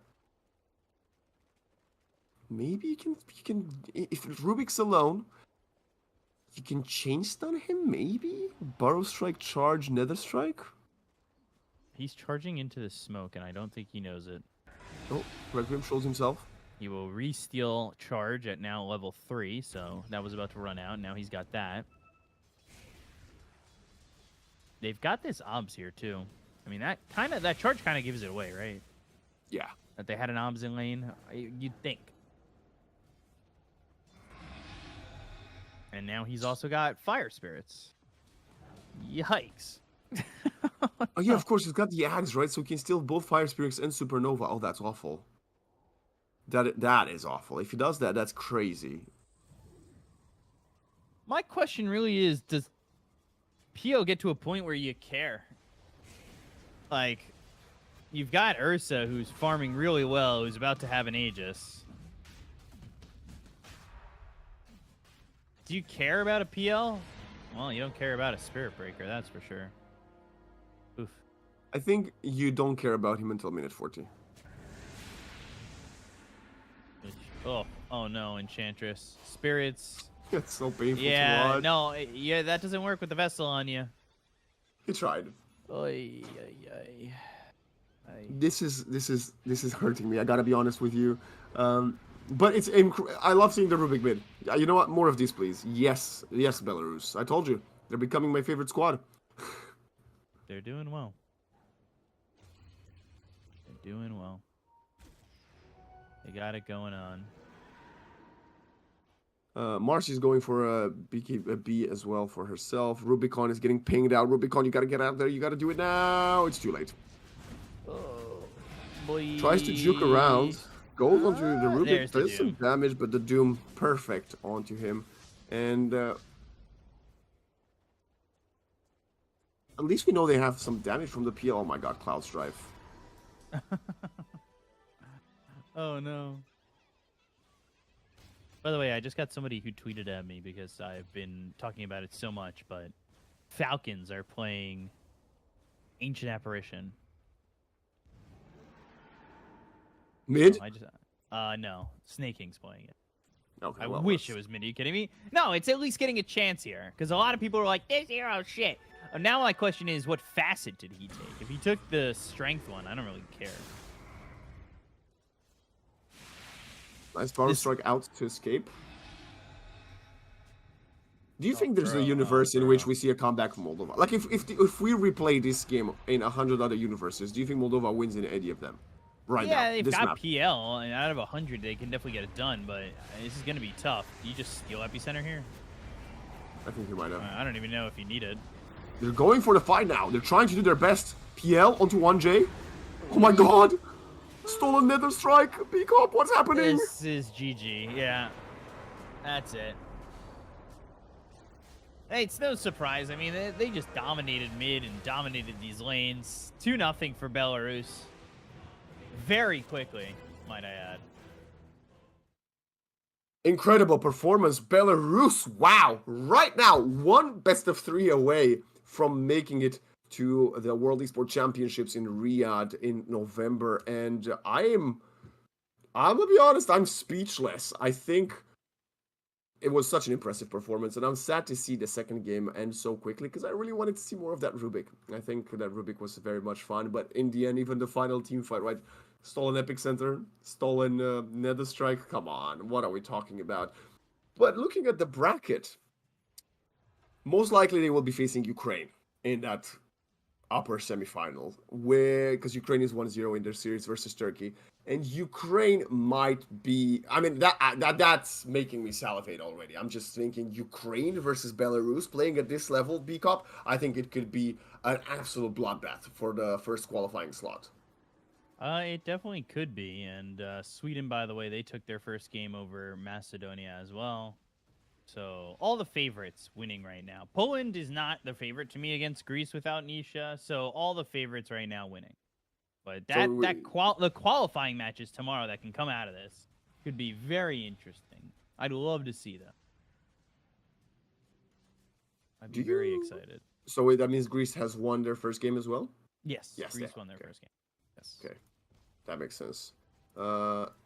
Okay, so Sweden, North Macedonia 1-up. Belarus already qualified. Ukraine with the lead versus Turkey. I mean, it's all shaping up quite as we were predicting at the beginning of the day, right? As we see on our screens right now, one of the very few, the final actually team fight attempt from Moldova, who sadly will go down to the lower bracket, where they will be awaiting their opponent. I believe that might be the winner between France and Romania. I'm not quite sure exactly how to read this bracket, to be fair. LM3? So, loser of match 3. Yeah. So, yeah, I think that's going to be Moldova going up against France or Romania, which... If Romania qualifies, beating France somehow, despite a poor performance, Moldova, Romania, I'm telling you, you'll get a lot of Romanian viewers on the stream later today, if obviously we do put it on the stream. Yeah. What we've got coming up, though, is going to be Croatia against Bulgaria, which will be our matchup coming into that. And we'll have to see what goes on with the other BO3s, but we're going to be taking a break, maybe an extended break. Not a quick break coming up, but an extended break of over an hour. We'll be back with Croatia and Bulgaria soon enough, though. So get yourself some snacks, and we'll be back soonish. Soon. We'll be back at one point. At one point, we'll be back.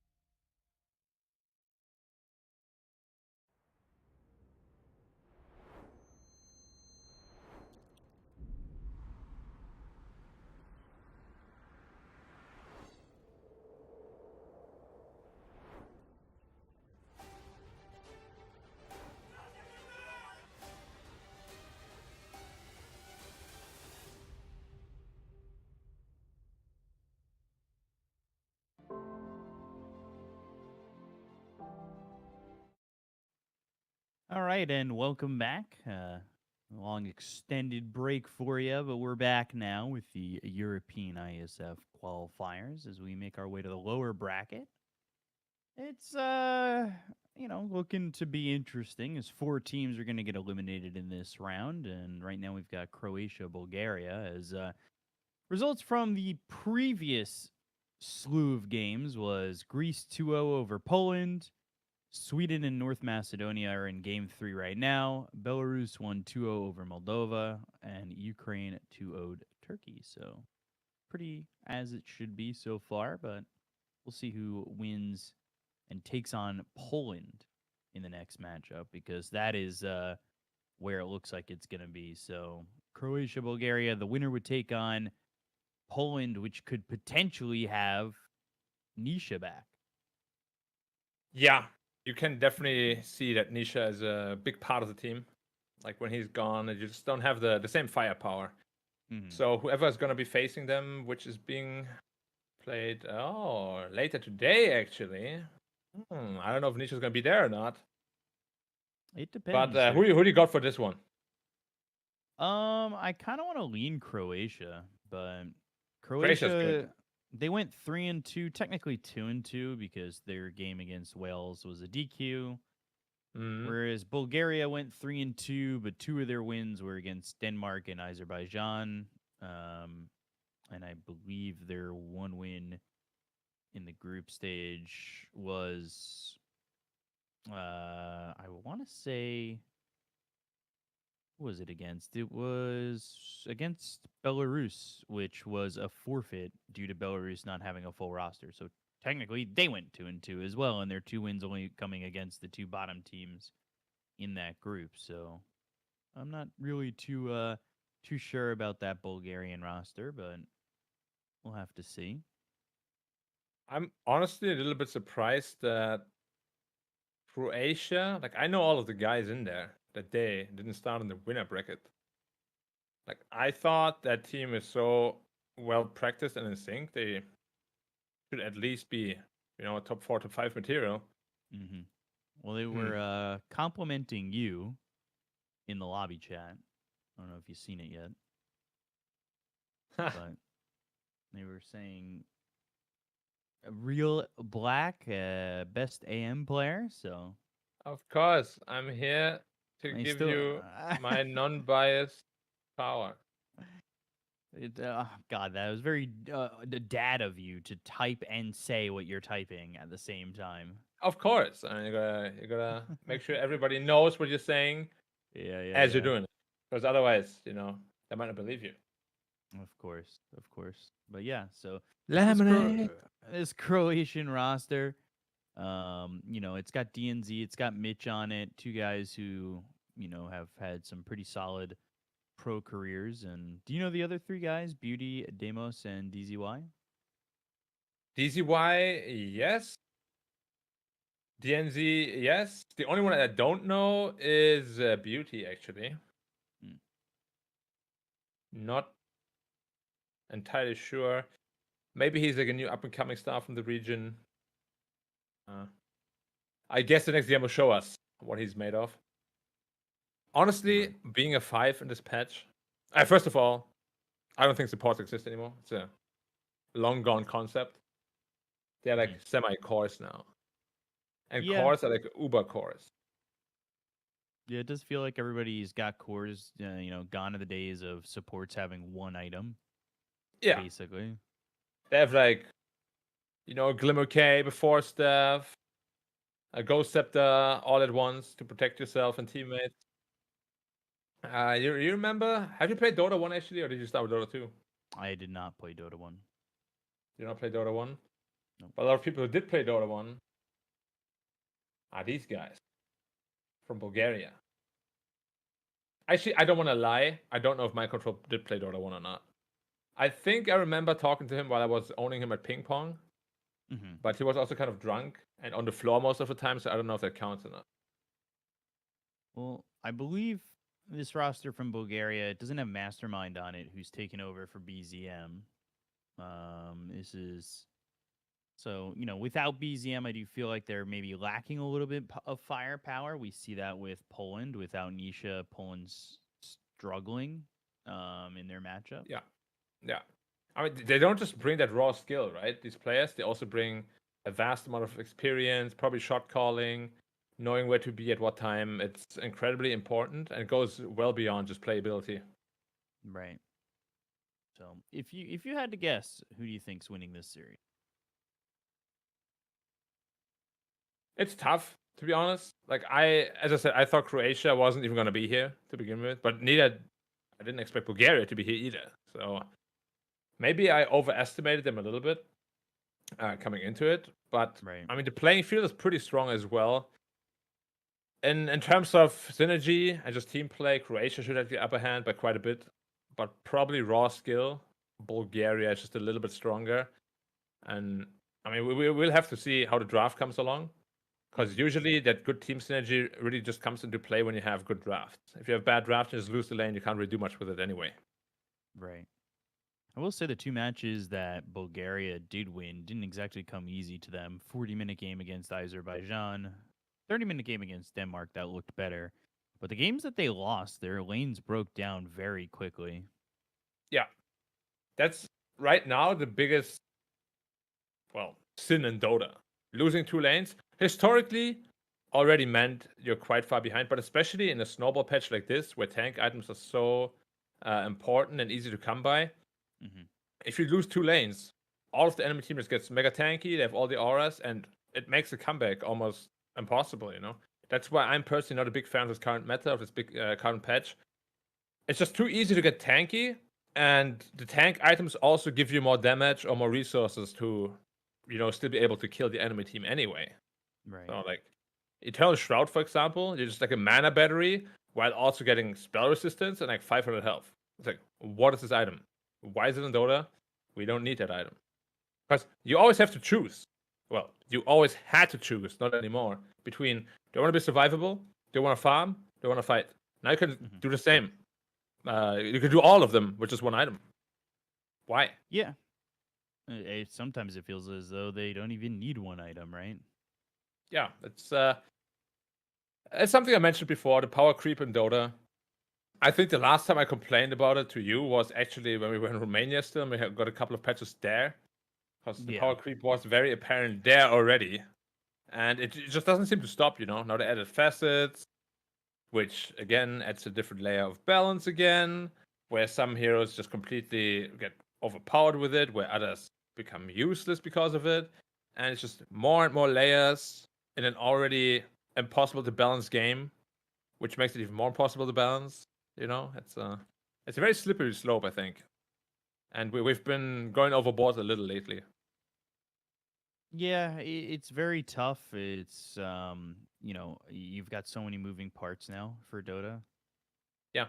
Just Where does it feels end? impossible. Yeah, it feels impossible for it to really feel like anything's going to change, right? Because you've got, like you said, talents, facets, just the skills, or even the base stats or anything like that. It feels like it's almost impossible. So, Do you remember when patches like addressed everything? Like map changes, skill changes, stats changes. Nowadays, I feel every small patch just addresses one thing because there's just too many. One patch almost only changes talents, the other patch almost only changes neutral items, then the next is probably going to change facets, so on and so on and so on. You have way too much content now to actually get out a proper balance patch in one go. It's not possible. There's just too much. Yeah. It's too much? definitely... For sure. Yeah. It definitely feels like each patch is going to be one thing in particular that they'll change, either the map or the facets or this. Like, yep. If it's ever anything all at one time, it could be just too overwhelming. But that's also why I think the meta has been so stagnant. Ever since that huge map change. Just because every time we have a huge patch that addresses one of these areas, right? The meta's not going to change because of that. And then the next patch, it's still going to have the same meta, and you change something else again, but it's still not going to influence enough to change the meta. So the meta will always be the same, no matter what you change. just because you can't change enough. If that makes sense. Right. Like you don't have the ability to change enough moving parts that the meta would ever break down, unless you completely change the map or something, like you did before, which I hope Yeah. they do soon. Yeah, I'm a full a full patch of everything changing would be interesting, but whether or not it actually happens, And spoiler alert, never does. uh, who knows, right? Yeah. If it'll ever Yeah. happen. We're allowed to dream, right? I guess so. Um, Truthfully, I mean, I guess what can you do? You can only just wait. Wait and hope. Yeah. Wait and hope. Have you ever played Team Fortress 2? Once or twice, not too often, honestly. So I played it quite a lot, like even scrims and clan wars and stuff. And I hope Dota never gets the Team Fortress treatment down the line. Mm-hmm. I'm sure you have read those comments before. Some of them, yeah, where it just Yeah. doesn't, things don't change that much. But the player base is still like super loyal. Yeah, I could definitely see, it all staying pretty loyal, honestly. But Yeah. other than that, not really sure. What happens? I'm hoping that it stays afloat. I hope everything stays going well. Honestly, it's quite hard to find a more loyal is a good word, I think, community than Dota. Mm-hmm. Yeah. Like I've rarely ever seen players of a game not wanting to play like any other game. Like Dota players really just play Dota, it seems like. Yeah. I was having this conversation with somebody about like Dota players will reach out to other MOBAs. Like Dota players are more willing to play League, whereas League players aren't as willing to play Dota or anything else. Yeah, it might be very true. But But Dota it's mostly players because always we have come the back. stereotype, right? Yeah. Yeah, we have the stereotype of being the most complicated, which makes it quote unquote the most fun, right? Yeah. Well, you'd think so. Yeah, I mean, a lot of people, in fact, enjoy the simplicity, which life can't always be too complicated. Otherwise, we're gonna be stressed all the time. Who wants to be stressed all the time? No one, right?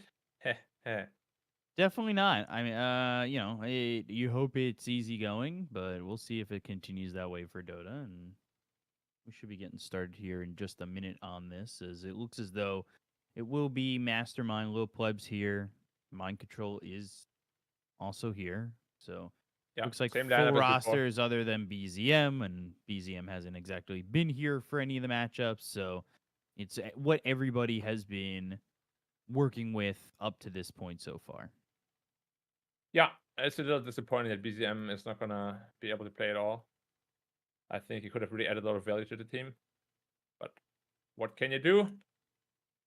I will They'll have say to if make do Nisha's without him. getting away with it for some of them, I'm surprised that BZM isn't, because I think they're in the same place right now, unless BZM traveled back or something happened. Who knows? Yeah, especially because BZM, was eliminated much earlier into the tournament already. Like Nisha was actually playing while they were still playing He still is. Riyadh as well. Yeah, he definitely still is.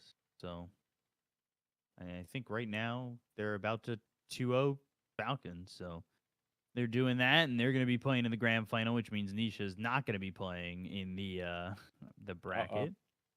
Know what Poland fans wanted to hear? Yeah. Or maybe that is what they wanted to hear. That's always like the tough decision, right? Like, do you cheer for Liquid as a Poland fan? Like, obviously, you really want Nisha to do well. But it also means that, I mean, they can still win without him, It's not impossible, but I mean, Nisha is pretty... I don't even know. Would I want to have any other player on my team than Nisha? Nisha is pretty insane. Yeah, he definitely makes a huge difference. Yeah, 100%. As I said before, he was part of the team and of the Polish team for so long as well. The synergy was just absolutely crazy when they played together. Like night and day without him. Night and day. The experience he brings, everything. Yeah, agreed. So, like I said, we should be getting started soon, but I could definitely see this one being Croatia 2-0. Same. In fact, I believe it is going to be a 2-0 either way. Like Bulgaria, what they need right now is just some good fire starter. They have the skill, the individual skill available. I just feel like the team as a whole, it feels a little bit deflated, perhaps. Maybe because they didn't get the results they thought they should get with the lineups they fielded, because they tried to field the best lineup possible. So they probably expected easy winner bracket into probably easy qualification. Now they're facing elimination in the first round already. Like it's a tough path from here. Yeah, we talked about the difference between upper and lower bracket, where upper bracket you only need to win 2 BO3s to be on to the to be qualified, and then lower bracket it's 4 BO3s if you start in this first round, and 3 BO3s if you start in the next round, which Moldova and Turkey and Poland unfortunately have. It is a longer road to the lower bracket, which is always the case, and you only have one life, whereas upper bracket, you have 2 lives to live. Although, of course, with Moldova, Turkey, and Poland, they've already used one of those lives. Yeah. So as we're settling into the lobby now, I want to get your thoughts on something. So traditional sports doesn't have double elim, right? It's group stage, single elim, you lose, you're done. Right. Do you think winner bracket is too much of an advantage? Nah, not exactly. I wouldn't say that. You don't think so? Because, like, let's say TI, for example, you get 1 win. Well, previous formats. This one's probably going to be different. But previous formats, you win 1 BO3, you're top 12. Top 6, sorry, instantly. Whereas people from the lower bracket, they have to win like 4 or 5 matches to even get to the top 6. Then play better in the group stage. Yeah, I mean, I get that. I do think you should be rewarded for the winner bracket, or like for not losing. Mm-hmm. But I just feel like the winner bracket advantage is pretty damn massive. Like it's insane. Right. What kind of shortcut it presents to you in terms of getting a high placement. Because if you lose first round, you're basically almost the same as the loser bracket first round, right? But then suddenly, if you win 1 game, you skip like 3 matches. Yeah, I mean, there's definitely an advantage to that, but I think it's well earned, truthfully. If Fair. you've done well enough in the group stage, in sports, yeah, there may not be that double elimination, but you do play a series, like when you're playing in hockey or baseball or basketball, it is a series of 7 games. Yeah, it is. So you're not really a fan of how League does it? League's Worlds is like single elim, isn't it? The entire thing, yeah. Yeah, I'm not a huge I think fan it's of 4 that. teams group stage and then single elim playoffs. Yeah, I'm not a huge fan of that, especially because their like Worlds takes longer than TI, and they're doing single elim. Like I think there was 1 year, and it may not even still be the case, but like each round of the playoff bracket was like a week in between each other. Yeah, they're setting up huge productions and everything for every portion of it. Yeah, so like the first round was on November 3rd, and then the next round was on November 11th, and then the finals, just the final, which is just a BO5, was 8 days after that on November 19th. So you're telling me all these BO5s, because League is all BO5s instead of BO3s, which I like, but you're telling me, 7 BO5s is taking a full month? I get the production's high, but you could do the same amount of... You could do a double elimination bracket with that amount of time. You could, for sure. But I do sincerely really like the atmosphere it creates, though. Like, having literally just the finals on one day after a long break, it builds up a ton of anticipation for everybody, and Yes you really and get this no. like sort of concert feeling. I would say yes and no, because like you're there for that one BO5, and like this year, T1 did it 3-0. Yeah. The maps were 30 minutes each or less, so it's just an hour and a half day. Well, of All course, this there's like, anticipation for an hour and a half. I mean, there's lots of interviews, there's a lot of side content, but yeah, of course, 1.5 hours of gameplay. But truth be told, I feel like the gameplay is not really in the forefront at these Riot events. Mm-hmm. But I feel like they're trying to create something that the Esports World Cup is trying to create now as well, where your whole family has something to do, not just the league fans, but other people around as well.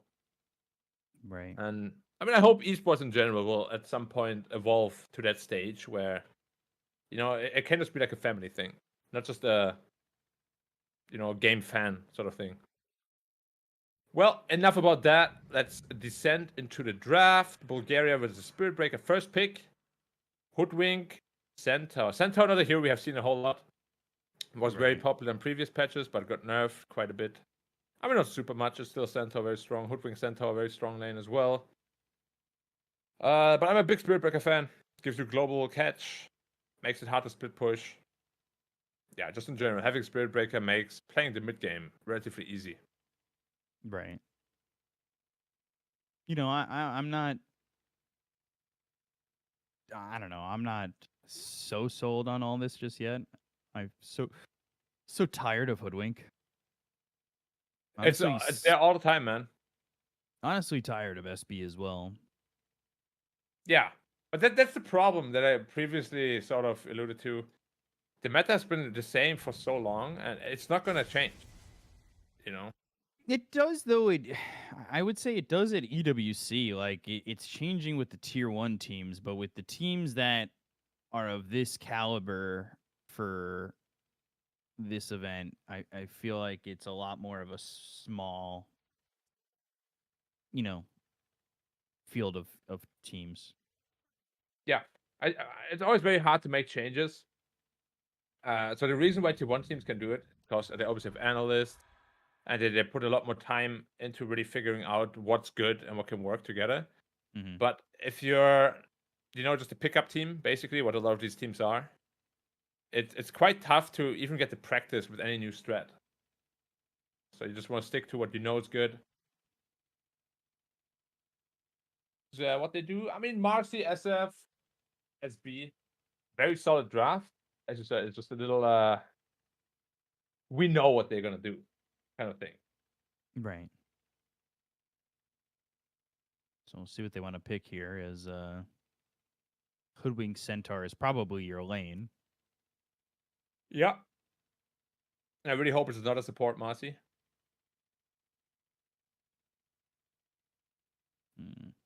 I feel 5 Marcy is really so underwhelming. 4 Marcy can work, but even that is quite risky in my opinion. They end up going Tusk, so it may not even be Hoodwink 4 at this point. Although Tusk 5, it does all right. Yeah, we have seen Tusk middle as well. Not recently though. Not the biggest fan of that. Yeah, it's quite unstable, isn't it? That's something that you would do, though, mid. It's fun. You get a quick axe to kick people in.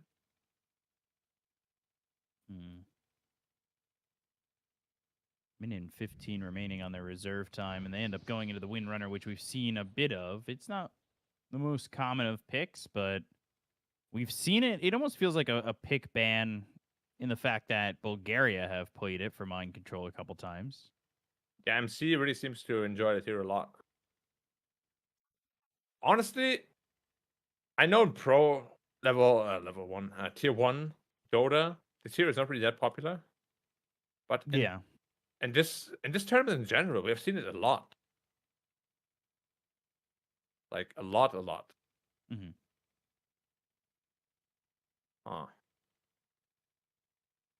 What are the differences there? Well, obviously, the better your team is, the better you will be at playing around and punishing Windranger.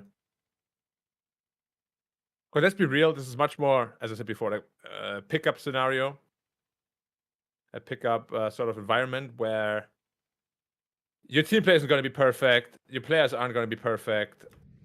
Lots of, heroes like Wind Ranger can really exploit that fact. Right. That's why I'm surprised we don't see more Storm Spirit and stuff like that, because they should be even stronger in such an environment. Mm-hmm. Underlord. I like it. I like Underlord. Me too. Underlord. Now I really hope Marcy's not a support. Like, Underlord Marcy lane sounds horrible. Spirit Breaker Underlord lane sounds horrible too. Underlord Marcy was probably the lane. I hope it's Carry Marcy, truth be told. I mean, it keeps it open, right? Yeah. But like, they're gonna ban carries anyway on the side of Croatia, maybe even to force that.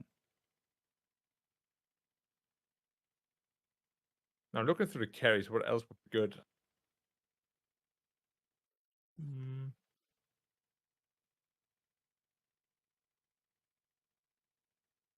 So they're actually banning mids. They're expecting a carry SF potentially even, which has seen a fair amount as well in this qualifier. Mm-hmm.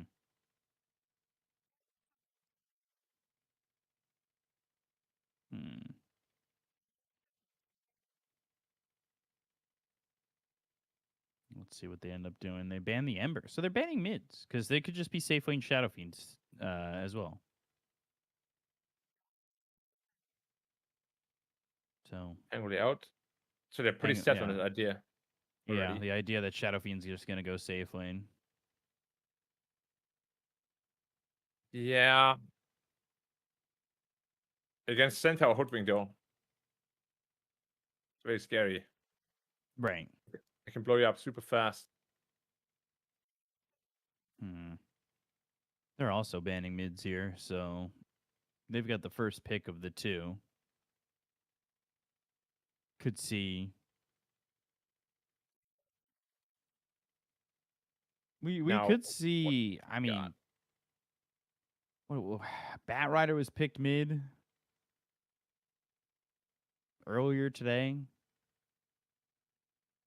Void Spirit I don't mind could come Bat Rider. through. Rubik as well.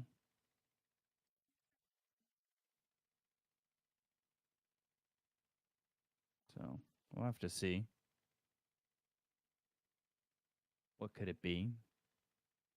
Only 13 seconds, so they got to make a choice pretty quickly. And they go Rubik, which could mean Marcy safe lane, could mean Rubik mid.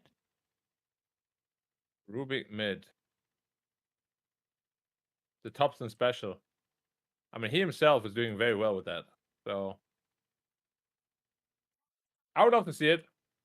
Honestly, I think Rubik middle has a lot of potential. Mm-hmm. Quite hard to play though. Very easy to just fall off and fall behind, and not be able to do a whole lot of anything. Right.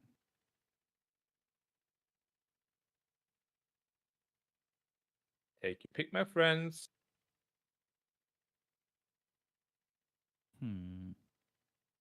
Could this be a carry Marcy too? Like, their lineup is really quite open. Very hard to predict what they're gonna do. Definitely. It's hard to say.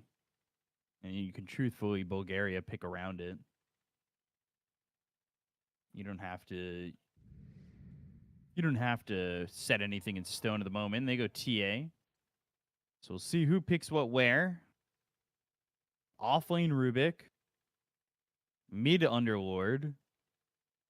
Safe lane Shadow Fiend. Support Marcy Spirit Breaker. Wow. Yeah, I mean, Bulgaria have been doing this kind of weird picks for mind control. They have, and I mean, it kind of worked out for him. He usually did very well in his lane. Even if the team didn't end up winning, he always did an impeccable job.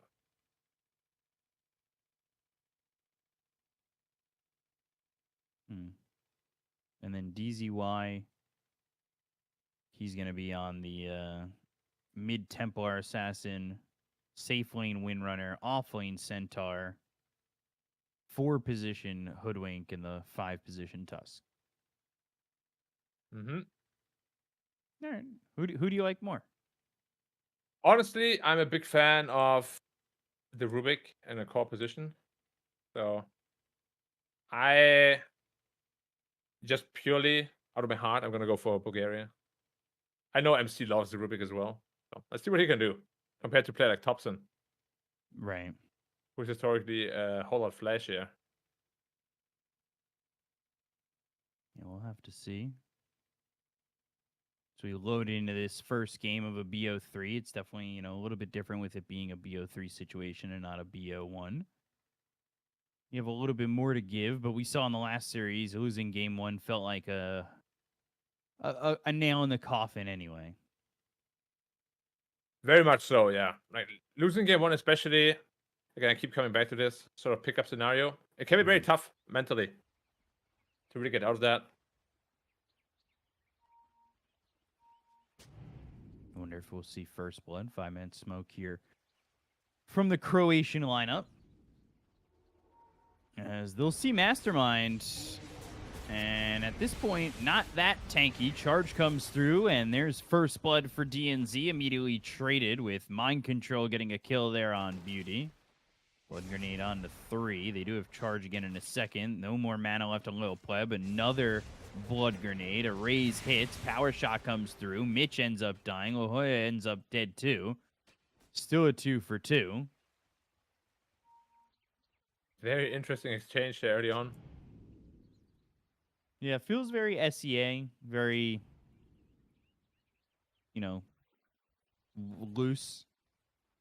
Yeah, it didn't feel very planned from either side, It kind of just happened. And I guess Mastermind is going off lane, and Mind Control is going to be playing mid. Oh, wow. Which is a little bit of a surprise with Underlord being in the pick. But, I mean, maybe that gives you an idea with Bulgaria maybe taking this a little bit more lax, I would say. Yeah, or they're trying to make changes because of what happened so far. Or it could just be that Mind Control is super comfortable with Rubik. It could be, but you'd assume he's very comfortable with Underlord as well. Yeah, but maybe the other Mastermind is not as comfortable on the Rubik. Yeah, very interesting. We'll see how that ends up panning out for Mind Control and them. If DZY can put on a show against Mind Control. We saw how important mid was in the last series. Mid got beat up hard. So it'll be interesting to see. That's for sure. Mind Control. I mean, TA absolutely owns Rubik, though. Generally. I mean, Rubik will always farm because of the Rubik, but TA should definitely have the advantage there. TA should have the advantage, but right now 8-0 to the 4-0. That is, of course, with a creep wave coming in, so we'll see if DZY can keep it going pretty perfectly. I always got to keep in mind, too, that, of course, TA becomes much stronger later on. Right. Yeah, just get that, Blink Dagger Deso, and you're in a pretty decent spot. Or the Dragonlance Deso without the Blink. It depends on what you want to do.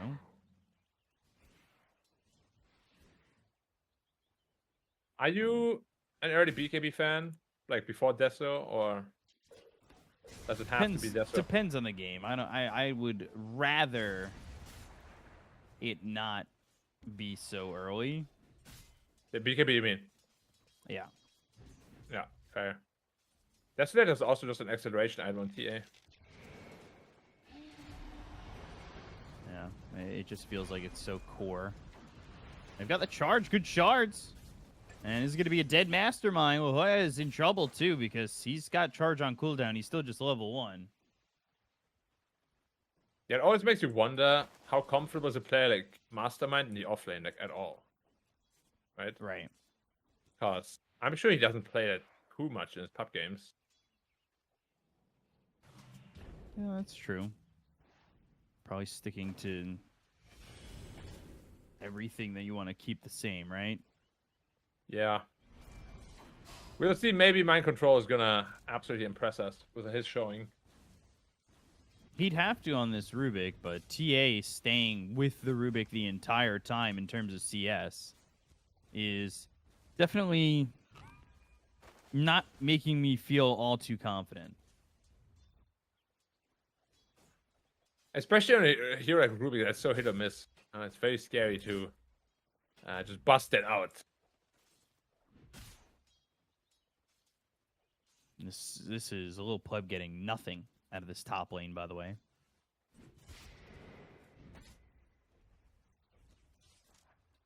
Seven and 3 right now. That feels pretty awful. Damn. Yeah, especially on SF, who historically is a very strong laner.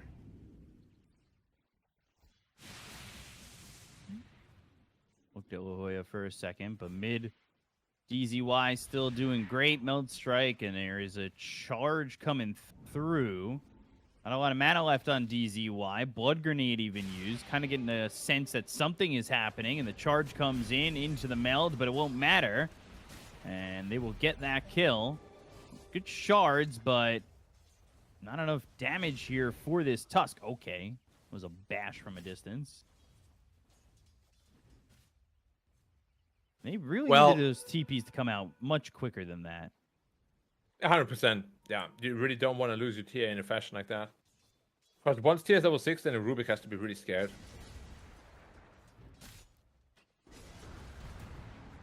We'll see if that continues. SF needs to really just survive. But that being said, Mitch taking a lot of damage. The body blocks are there. The raises are in. They've got the dispose. They'll find themselves too. Right? Yeah, the power SF asset that we spoke about. Yeah, the raise stacking is just incredibly strong. The amount of damage it deals in lane. And let me see, did he take the... Yeah, so he took the movement speed slow talent as well. Yeah, brutal for a hero like Centaur that doesn't want to buy boots.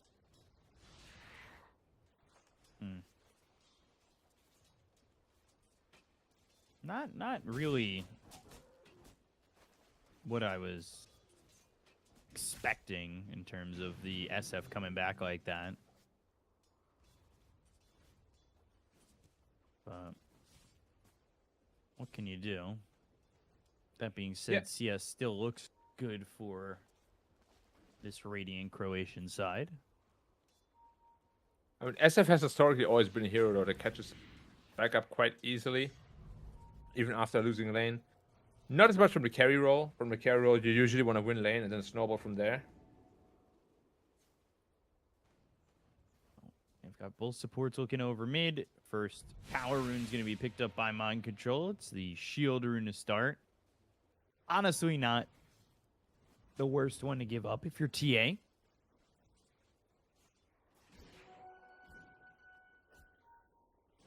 And TA now with the traps, stack this jungle quite a bit. Farm it up pretty easily. And you're also a huge threat now to the TA. To the Rubik. You have to make sure that Rubik doesn't steal those traps. Because then he basically becomes a TA himself. And it's not what you want at all. Right. What's TA going for? Just treads right now? Wraith Band, Talisman, treads? Yeah, it's usually the decision then is it Dragonlance Deso or Blink Deso. Or Blink BKB is also a popular one. Dealing meld there. Game kind of quieted down. These side lanes for Croatia felt like they could get aggressive, but losing both heroes top to the Shadow Fiend put an end to that. Especially without Stampede, only level 5 right now. Rebounds, and they'll have the follow-up disposed, but here comes some TPs. Bushwhack, and with the Acorn shot, they're able to get that kill. Got Mitch and Tusk here. So that's a good turnaround. That's a good kill to get. knock out some of those souls. And now bottom lane, though, is it going to be staying open and available? No, it's actually the other way around. They tried to go with the Pit of Malice and the Firestorm. And instead, Deimos, he's able to get a kill with this Windrunner, now sitting level 6. Use that Focus Fire. And, I mean, that feels pretty good with both supports coming bottom. They've got good Nice shards rotation, yeah. again. And the Blood Grenade Power Shot, that gets the kill. Top lane once more. Now the Stampede to leave. Yeah, nice center also just get out of there. But yeah, the you can just feel that Mastermind really isn't all that comfortable. Like, the lane isn't super easy by any means, but it's not supposed to be that difficult. Like last year against Windranger as an underlord is pretty manageable. But he's gotten completely bullied off the lane, and he's dead again now. Bushwhack, Shackle Shot, Power Shot, easy. And this Windrunner is going to get out of control pretty quickly. Yeah, this feels pretty bad. Look at the farm that Windrunner has, actually. She's rich. I mean, all the cores on the Radiant side are pretty rich thing. Now, Rubik is still doing well for himself. He's going for the Phylactery, not the Dagon build. Like, a lot of them like the Dagon build a lot. Charge up top. No center ult this time. Yeah, no Stampede and no rotations coming out. So they're going to leave him to die. Even with the triple bracer. Nothing going on. So, they look. On control. Steals Bushwhack. Ooh, kind of styling here. And DNZ's going to die. They'll end up getting this kill onto the Hoodwink. As Shards blocking La Jolla. They've got the rebound, the dispose. If they have anything to help this out, Rubik comes over and does have Bushwhack again if need be and grabs 2. Power Shot is available and used, does some damage, but not enough damage as it wasn't held up for a long time. And now Rubik even steals the Wind Run. Gets a lot out of the stolen spells and allows them to get 2 kills. Yeah, Mind Control, as I said, loves Rubik. Focus Fire. You can see he's very, very Mastermind's dead. Again, he just has no game. And Unload is a hero that really needs a game. Very hard for him to come back into it. You want to be this unkillable tank in the mid game. Definitely not going to be the case in this game. But yeah, just quickly, Mind Control on his Rubik. I love his spell control. He's doing so well. Feels like it's just a matter of time, though. Yeah, it always is with Rubik, isn't it? Like, you're just waiting for that one moment where he gets one shot or so. Doesn't quite feel as though that they have much more, and Bushwhack lands, Sharpshooter, Power Shot. Sharpshooter comes in, Snowball's there. They get the kill on La Jolla. Shackle connects to the trio off to the side. They've got the Shards blocking in this Marcy, but Marcy survives, and Underlord, well, right into a Bushwhack, even with that Fiend's Gate. So we'll actually go back towards mid, go for the TA. They've got the Pit of Malice, trying to run with the Stampede. Able to escape and even turn this around. Bushwhack now onto this Rubik. But Shadow Fiend's coming in. They've got an amplified damage on the Rubik, so a Power Shot's going to kill off the Hoodwink. They've got the Firestorm on this Tusk. They'll bring over the Windrunner. And a Power Shot soon. Oh, yeah. Aggression You're going to be so careful giving that away. Like a level 4 Power Shot on a Rubik deals so much damage. Absolutely ridiculous. It also slows you for like 5 seconds.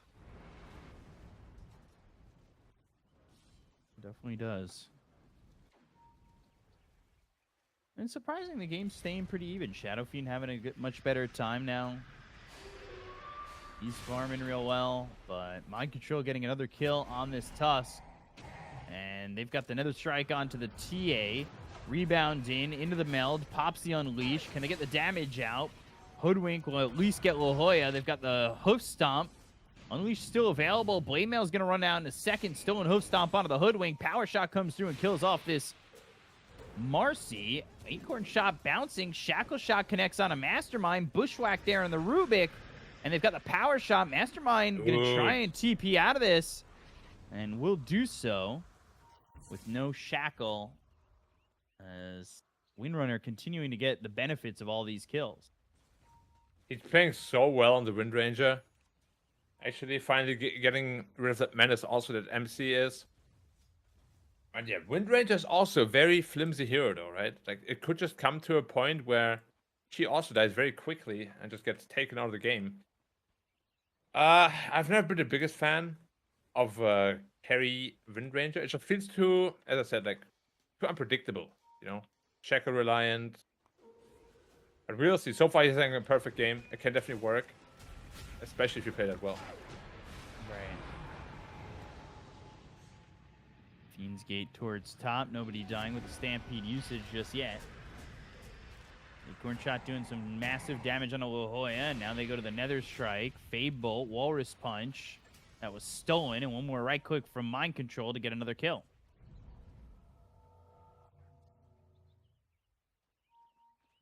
So, no smoke again.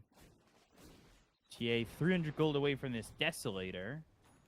And yeah, Windrunner is your carry for now, but I'm going to have to say I believe that the TA is your end-all be-all carry, as now they've got the charge.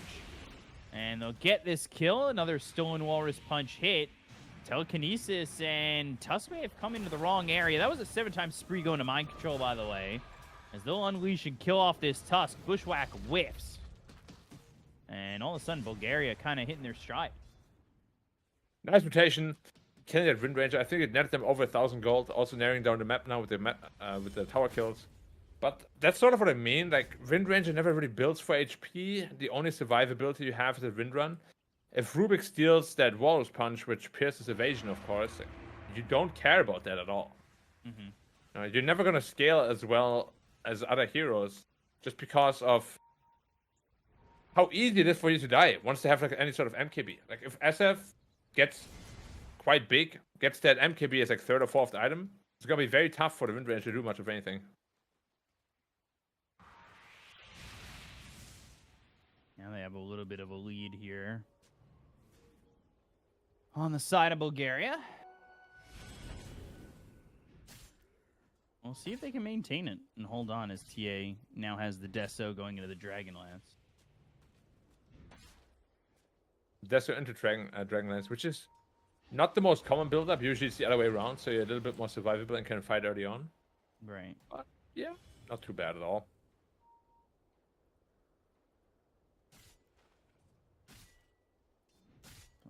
We'll see how they use this, though. Shadow Fiend, Yasha going into the Dragonlance, and I believe has the full Manta with the Courier coming out. Yeah. Mind Control has the Phylactery. He's going into the Dagon. See what he accomplishes.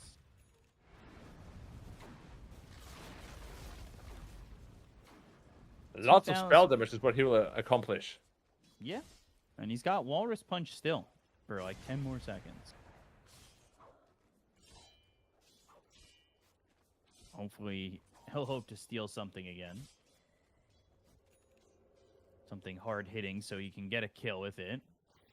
Uses it on a creep before it runs out with that Walrus Punch. These heroes just kind of sitting back on the side of Bulgaria for the moment. Yeah, I actually think... Okay, it's quite a tough call, because Rubik falls off quite harshly.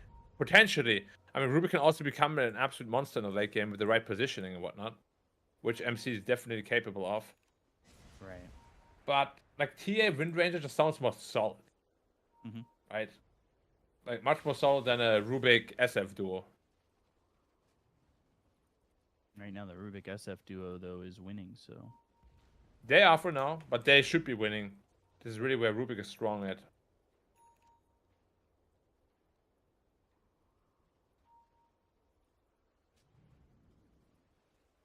Three heroes smoked up. Looking for something, but not going to find it. So SF continues to farm the Ancients and continuing to raise this lead. Mastermind even finding his way back into the game, only 300 gold behind Mitch. He's happy with that. Yeah, low plat. Also, as we said before, had a hard time, but SF He's just an enormously fast farmer. Now that the minus armor actually works and creeps properly, the raises for neutrals. Has to be careful though, he's still very squishy. Went for a Manta side, which is not very traditionally built on SF nowadays. It's not terrible, of course, but yeah, generally people think there's better choices. Like an earlier BKB. Hope stomp. AC. Bushwhack with the acorn shot. Snowball comes in. Power shot's there. They'll get the kill with the walrus punch. Ends up killing himself with the walrus punch, though.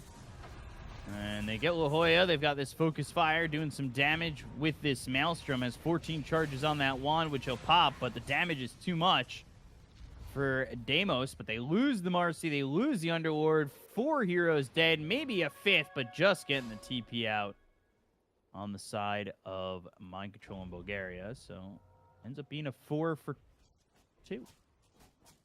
Yeah, at least I got the Wind Ranger as a consolation prize, but definitely not what you were looking for. Especially in own triangle. That's always the biggest problem with SF if you don't build early BKB. Like, it's a very greedy build up to go Manta and not BKB. Like, if you had a BKB there, I think he just presses Requiem and he's completely fine. But that obviously didn't happen. He died. All his teammates got baited in by trying to help him. Definitely a little bit of a friendship syndrome there. And now map control back to the Croatia lineup. I think we're starting to see it. The Rubik factor. Yeah, a little bit. TA did get 2 extra double charges, obviously, because they're 2 each, but got 2, which was 4 charges on this Desolator, and now foregoing the Dragonlance and going into the Blink Dagger instead. Oh, no, never mind. Just bought out on the Dragonlance. Well, he'll have to get into a Blink Dagger eventually. I hope he will at least. Because following up on Centaur's initiation is very strong, and you need somebody to follow up there. Right. So they get that kill on the Tusk. Hoodwink going all the way back as they start to drift towards bottom on the Radiant side and maybe get a kill here on somebody sticking nearby, but they don't have any real vision on it. Maybe their thought process was to go for Roche. They've got this silence with the shard on the TA. They've got the telekinesis, though. Meld strike, power shot, double edge to get the kill there onto the Marcy. They do have Deso. They could go for Roche if they really wanted to. They do it quite quick, but at the same time, they're pretty well set up there, the rest of the team. And they don't necessarily need Marcy to fight right now. But thinking... Maybe they just don't want to fight, but I really feel like they don't want to give away this Roshan for free. Like, at least scout, deter them a little bit. Because this is going to be a fast one.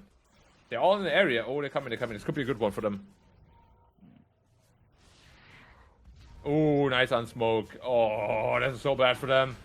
Yeah, this could be a problem. Snowball comes in. Shards are great in blocking. They've got the SF hitting from maybe a little bit too far away, but the Requiem hits on a Mitch, as well as Beauty. They get the kill there. They'll trade Mind Control. Ahoya's next to die. The rebound off of him onto this Windrunner, though.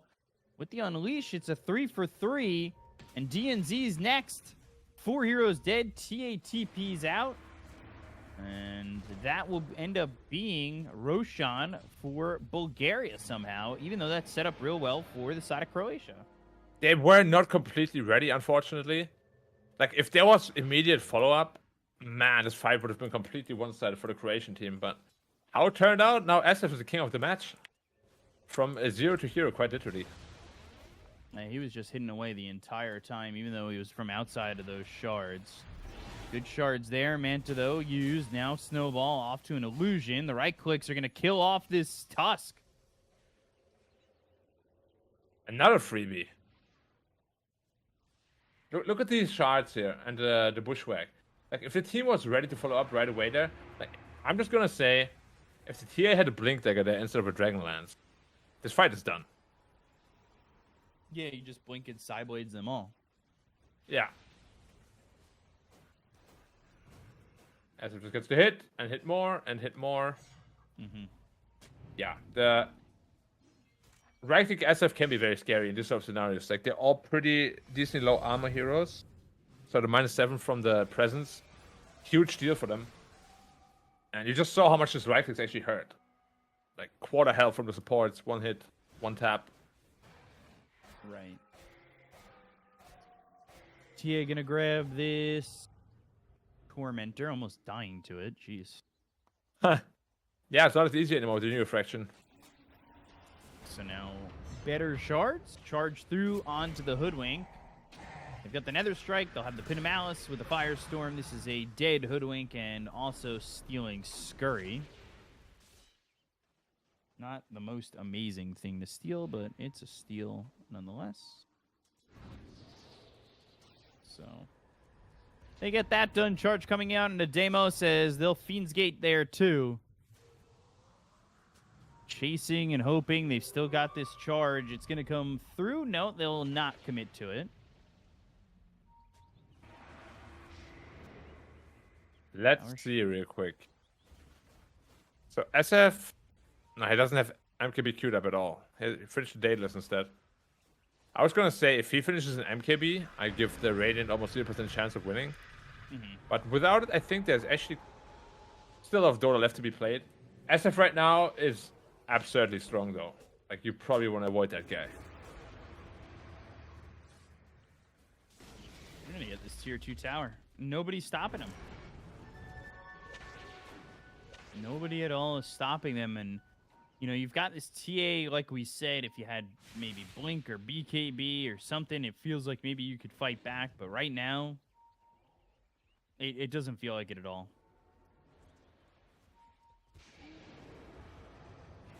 Yeah, Like all a map bit of a control is going to problem. Bulgaria now, and there isn't really a whole lot you can do anymore with Yeah. Croatia. That Roshan fight was so crucial.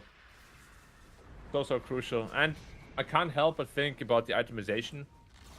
Like, really, if there was a blink tag on a TA, I think this game is almost over for the Croatian side. But now Bulgaria in full control.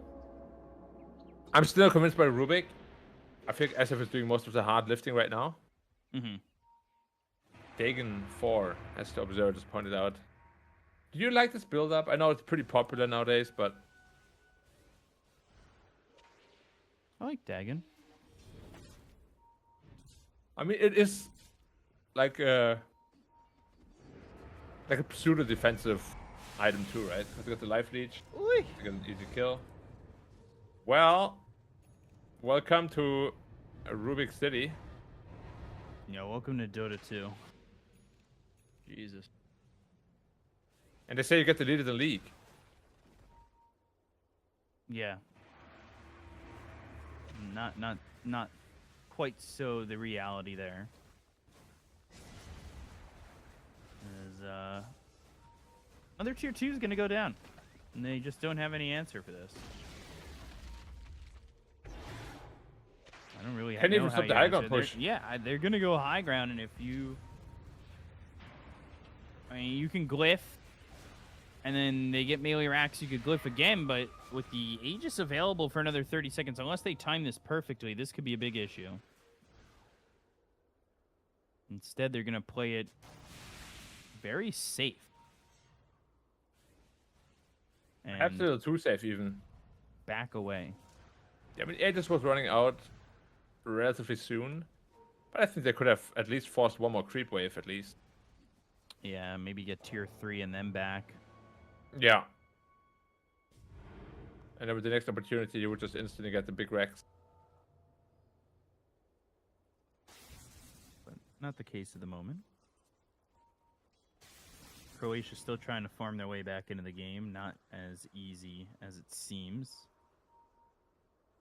As things are just not going all too well. They've been cleaned up a couple times. You get charged on. They've got the Gleipnir for the Hoodwinks soon. He's charged.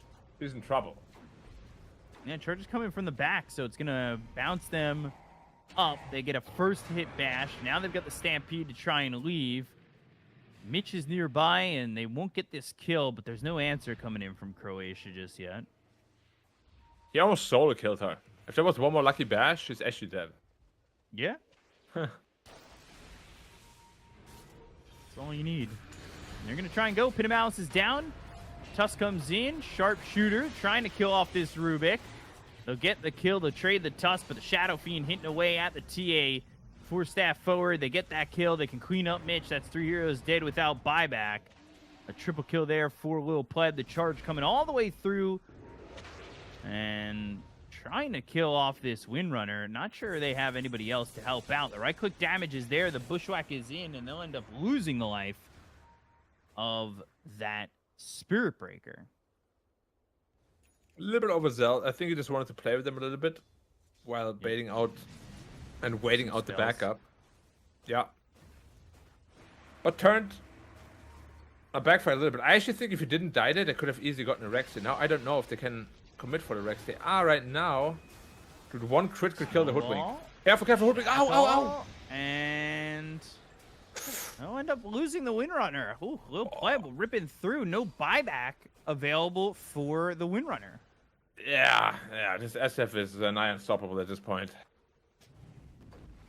The Hoodwink also survived like barely with 12 health. Yeah. Fun little interaction there. Only survived because she ran outside of the presence of the Dark Lord. So regaining her armor. Otherwise, she's gone. So well, that's 2 Rex down. And I mean, as I mentioned before, Windranger is just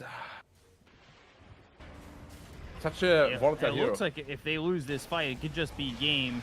The shards are there to block. They've got the Stampede to try and back away, but the Nether Strike hits on a Mitch. The right clicks are in from Lil Pleb. They'll get the kill on a Mitch. They'll work on this bottom tier 3. They've got themselves a glyph. But will it matter? I don't really think so. No, 1 tower left.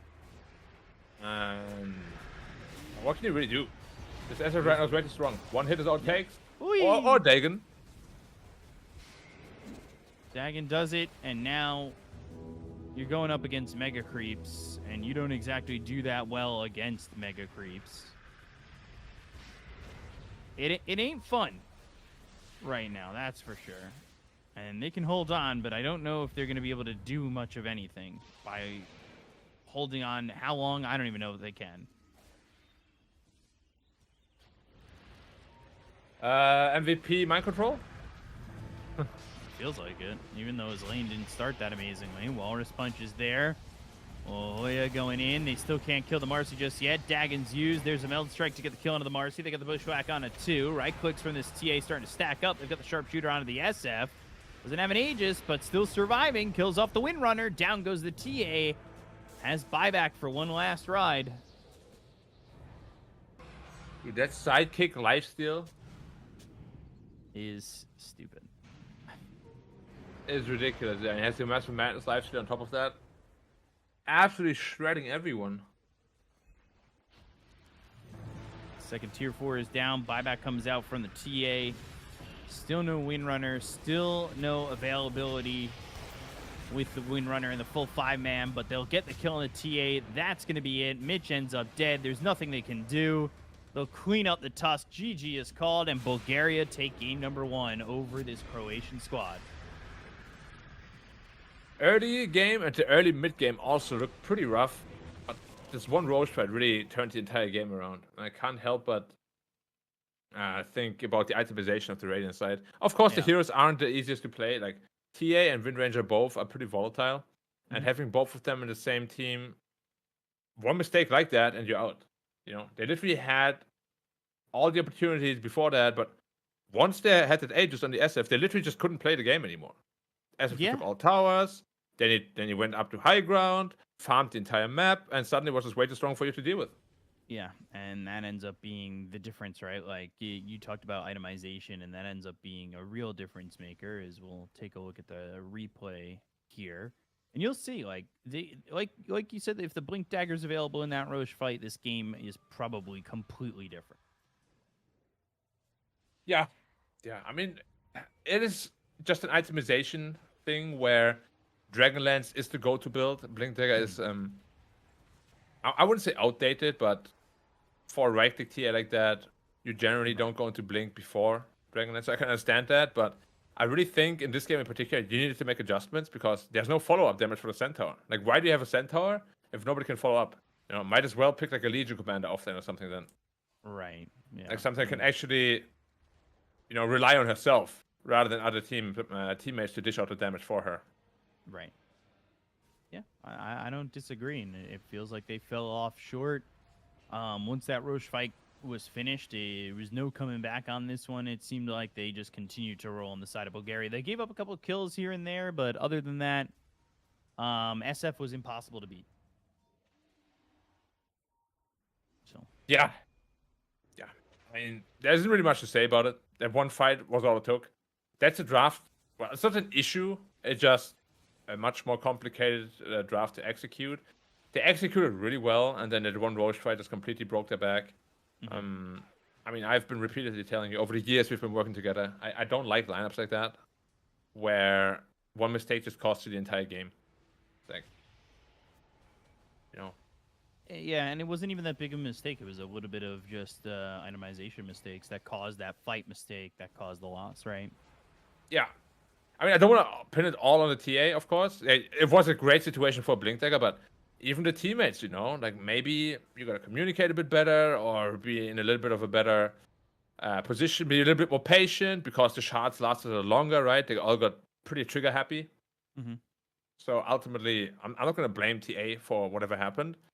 But as a team, you pick this draft, you make a mistake like that, you're out. Yeah, definitely. So, other finishes around the rest of the qualifiers. Romania took game 1 over France. Serbia took game 1 over Montenegro. And obviously, Bulgaria took game 1 here. So we'll see if Bulgaria can finish off the 2-0 or if it's going to be a 3 full set. We'll be back in just a moment. We'll see you in a bit.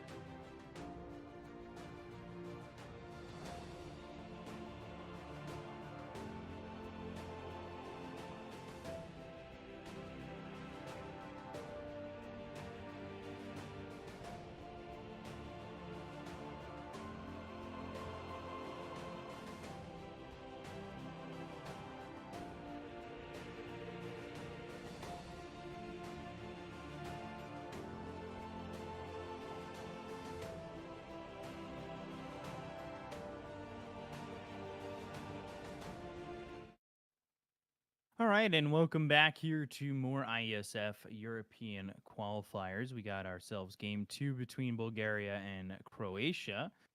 As Bulgaria took game number 1, they're looking to take game number 2, and we do have a draft underway, so we can get right on into that and see where the bans are at. No Snapfire ban, no Hoodwink ban just yet, but we'll see what comes out of this. As Darkseer gets banned yet again. We're not seeing this hero all too much for all the right reasons, though. This hero feels insane. So, Yeah. Yep. I'm happy we don't see him. I'm happy we don't see Beastmaster as well. Nobody needs these heroes in their life, really. Screw them. What is your most hated hero this patch? Monkey King, maybe Pango. I just hate that Pango's still in the draft or still in the meta.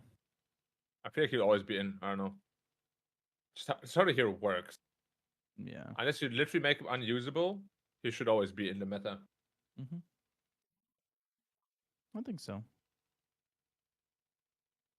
But we'll see if it ever gets banned. Nyx Assassin getting banned, maybe hinting at, say, an Enchantress coming through for the side of Bulgaria. Potentially, yeah.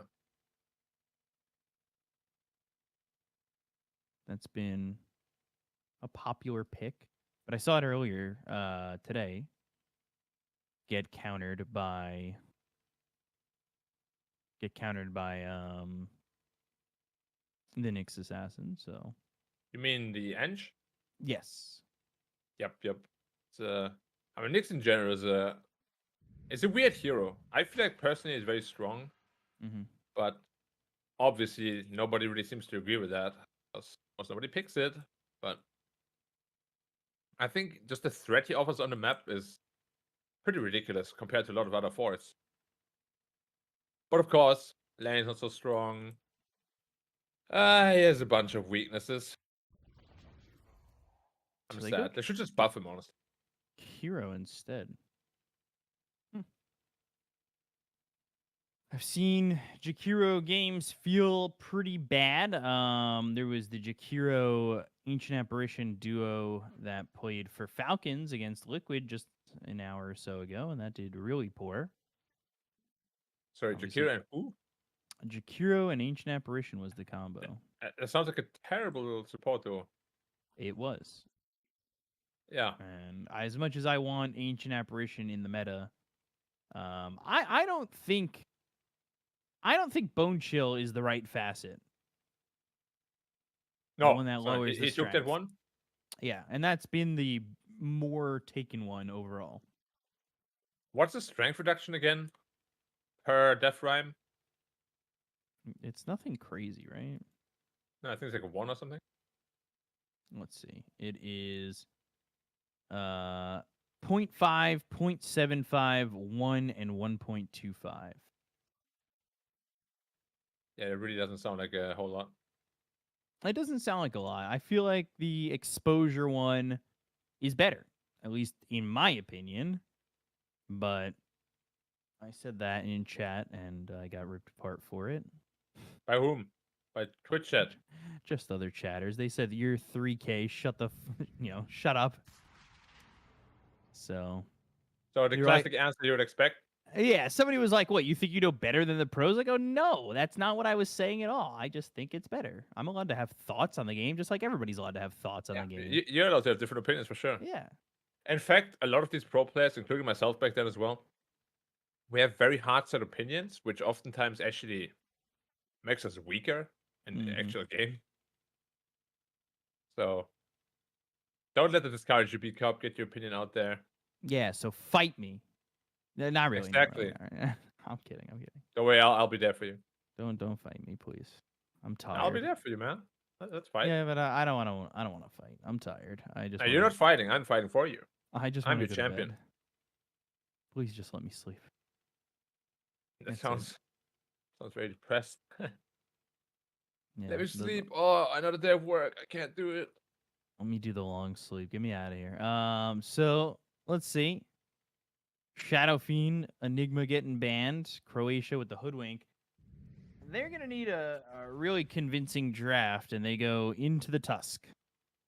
So same supports as last game. Yes, very stubborn. There are a lot of teams that do that, where they're just like, anything you could do, I could do better. Or if it didn't work before, let's do it again. Literally the exact draft so far. Yeah, that's Maybe I mean, honestly, that wasn't really a problem though. I feel like the Wind Ranger and TA cores were not optimal. Maybe changing them up will be the secret sauce that they need. right. Maybe. Or maybe not. Maybe. So far, I think it has been 2-0 after the first game was a loss. Well, not all 2-0. I think we had like 1-1. Yeah, Sweden and North Macedonia. The rest was all 2-0s, right? Mm-hmm. And so far, Romania is beating France 1-0. Serbia is beating Montenegro 1-0. We've got Bulgaria over Croatia 1-0, and Hungary took the first game over Kosovo. So Kosovo have looked okay. Yeah. Romania having some interesting changes. They changed players, or Apparently Bone Seven's not on the team anymore. oh, CK getting picked up for Bulgaria. This feels it gives them options. It feels very strong. They could throw CK off lane or safe lane. yeah. Let's just say CK is a pretty ridiculous hero right now. With the And ability there's to build that Orchid most hated hero of mine. against Pangolier. I mean, sorry, against Ember Spirit though, you are picking into a hero that's pretty strong against you already. So we'll see how that goes for him. But generally, not something you would want to do. A little bit of a strange one. Yeah. But then again, is Pango ever bad? Not really. Yeah, Pango should be bad once in a while. That'd be nice. Ain't happening, my friend. Not happening. So we'll see these bans. Bloodseeker, obviously to protect the Pangolier. Not a hero I've seen in forever, though. Yeah. And that used to be the ban when you picked Weaver back in the day, and I was surprised with how much Weaver we were seeing in games that we didn't see Bloodseeker more often. What is your opinion on Bloodseeker this patch? I've literally not seen him by anyone, even in pubs. He's in some of my pubs. He's okay. Think it's fine? Yeah, I think he's fine. I think he can. I just don't think he's as bursty as other heroes. Like a lot of these cores seem to burst real quickly, where it's like, yeah, Rupture immobilizes you, but at the same time, you still need a lot of right clicks to come out from your Bloodseeker to even secure the kills. Yeah, I just don't know if you're True. quick enough like that. No, I mean, I get it. Burst is, I mean, it's always safer, right? Mhm. Bursting a hero and getting out is much safer than having to stand there and physically beat the crap out of him.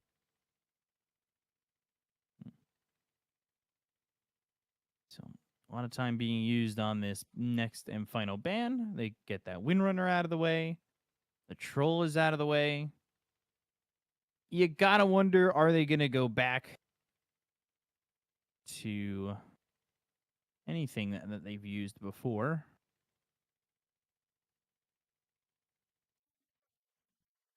Do they want to? Do they need? Yeah, the Windrunner and the TA kind of petered out for them, even though it felt like the right picks. I would just be happy if there's no Wind Ranger or TA in this game. Yeah, I wouldn't mind it. Yeah, don't want to see either of them. Get them out. Gyro. Gyro could do damage, but there's definitely the chance that CK just rips him apart. Yeah. I mean, Gyro is a two-edged sword against CK. Either you get super overfarmed and you kill everything in seconds, or he's super overfarmed and he kills you in seconds. Yeah.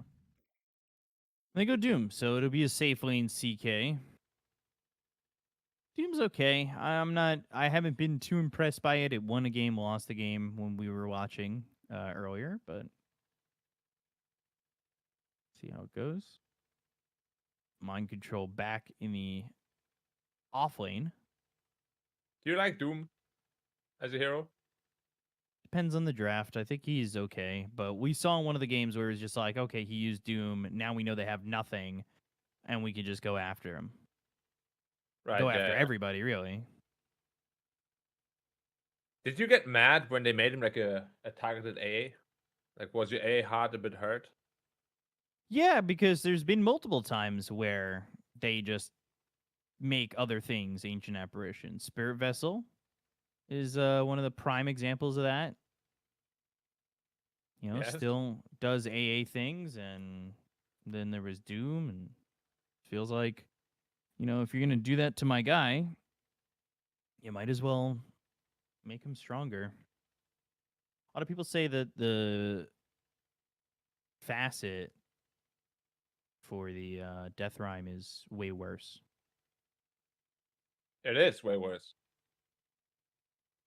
I don't know why you would get flamed for that. I really think it's just a thing where pro players are stuck in a certain mindset. No, I mean, it's not just pro players saying that Death Rhyme is bad. I mean, people just think that it's a bad hero, and I can see why people think that. Is, you know, it is very tough to lane with Ancient Apparition, and Death Rhyme's pretty whatever, but this is a hero that constantly gets replaced by heroes and items. Yeah. No, I get it too.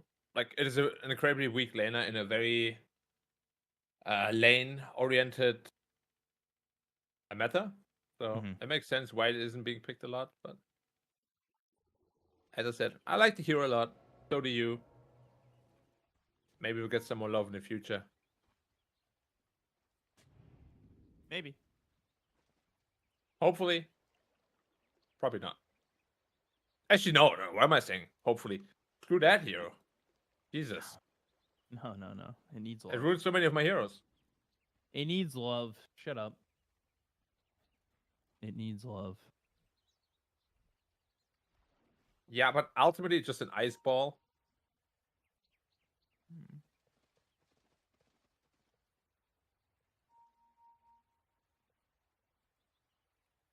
So, let's see.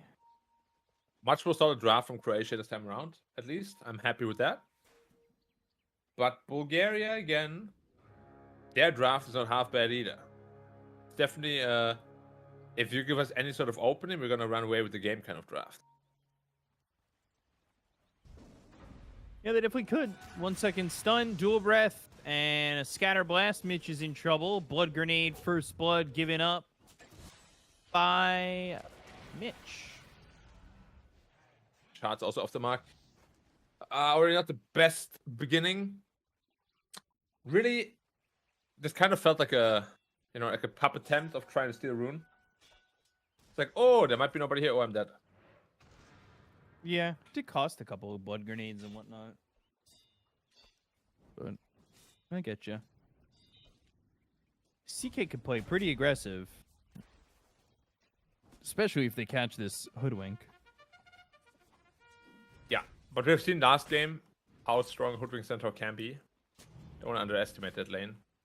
But then again, CK is one of the most survivable heroes as well. Yeah. Taking some early damage, a couple of stuns, nothing too crazy. Not a lot of mana left here for Lil Pleb, but does have a stick. And I believe, is this a wand coming out for CK? Yeah, since the Brace has done a quick buy, it should be. No, his courier is going back. I thought it had the wand ready to finish, but dual breath and only a 1 second stun. Looking for the hoof stop, and that lands.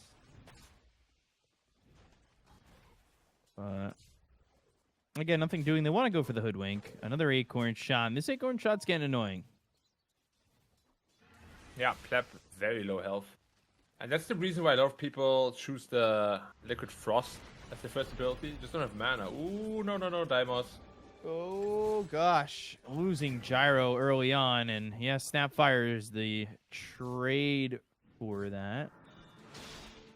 But giving up the Gyro is not what you want. And again, it's Doom this time, starting with Infernal Blade and then Scorched Earth. I like that. The offensive Doom. It's very potent in the lane. Actually, it's quite underrated how much damage you can deal.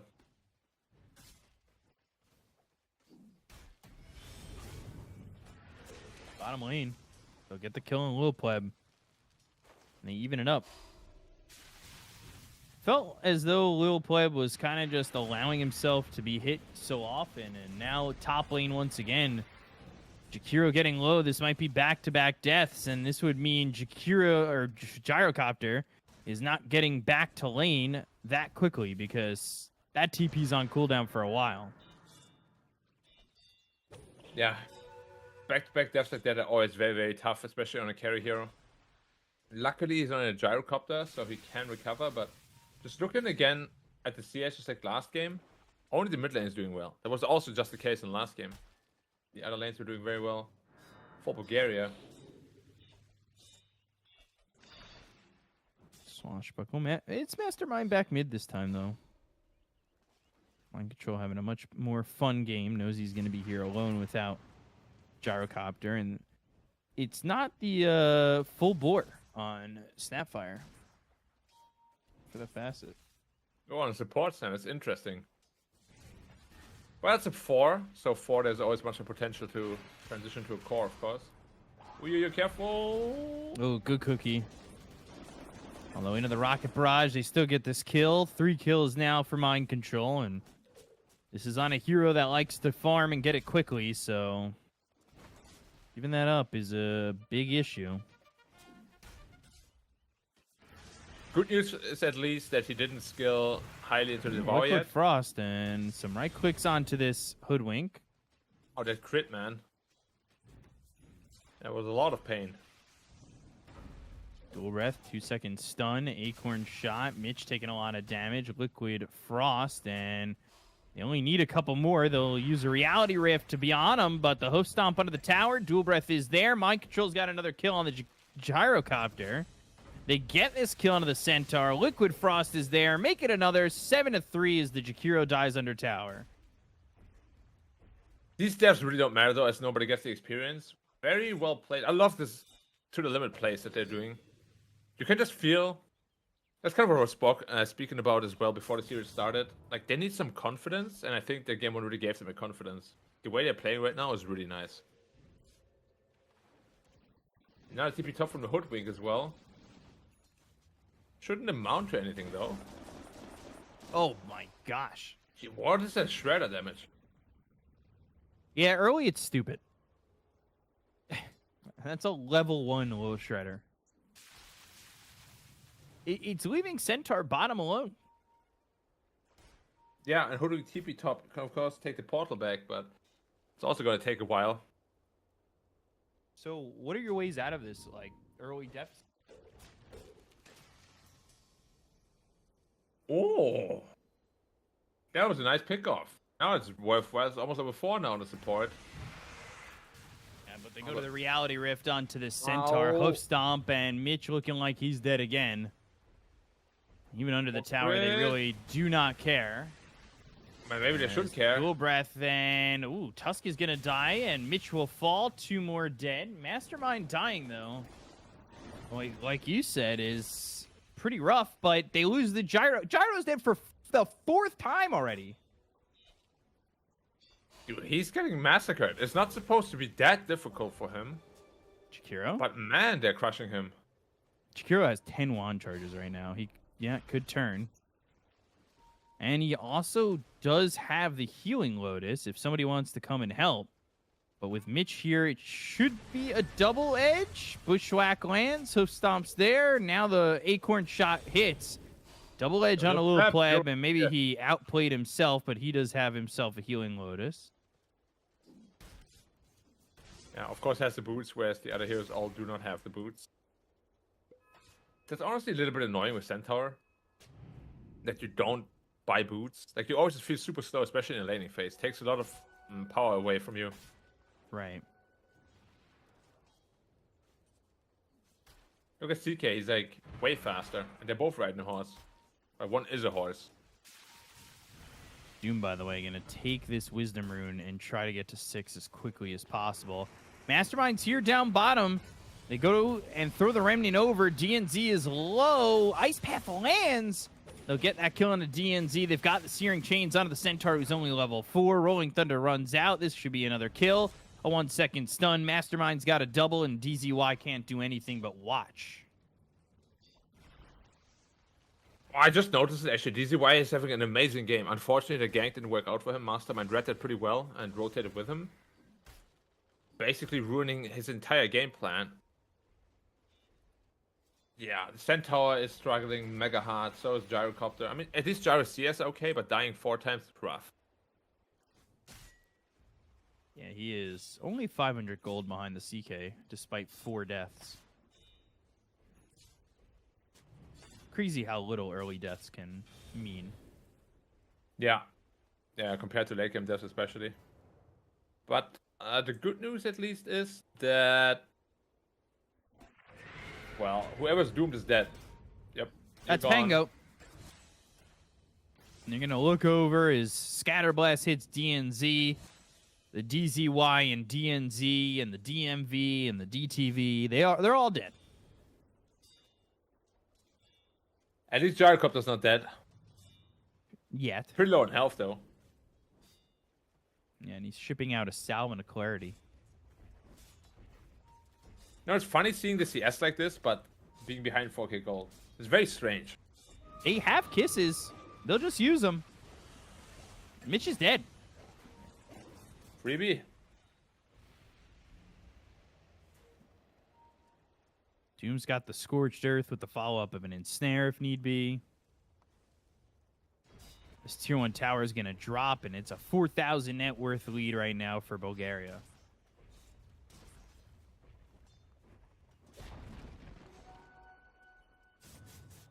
Really well done.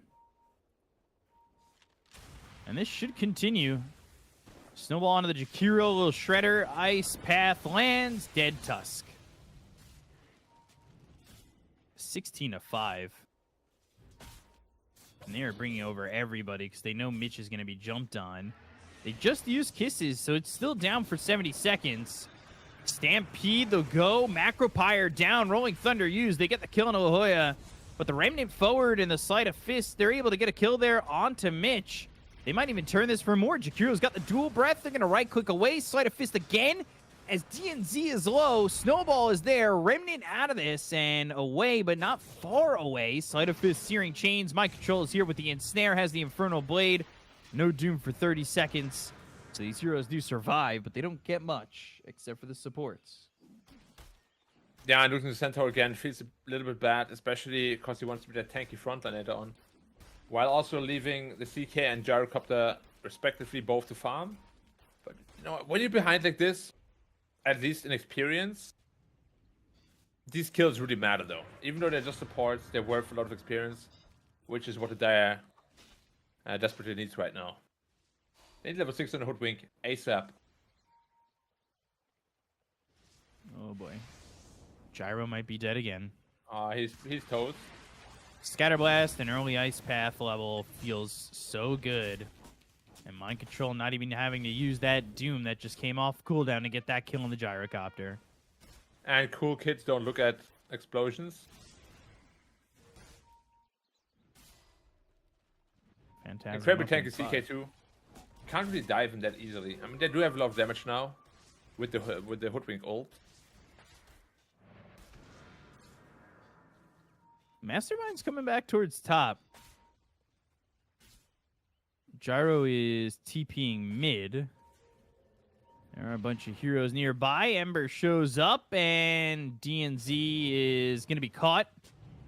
Sleight of Fist, Searing Chains. They've got the Sentry, 2-second stun. That is enough time here to get the kill as Mastermind's now dominating. It's a little too easy for them. While they're also split pushing top. Defending bottom, pushing top. Can't get much more perfect than that.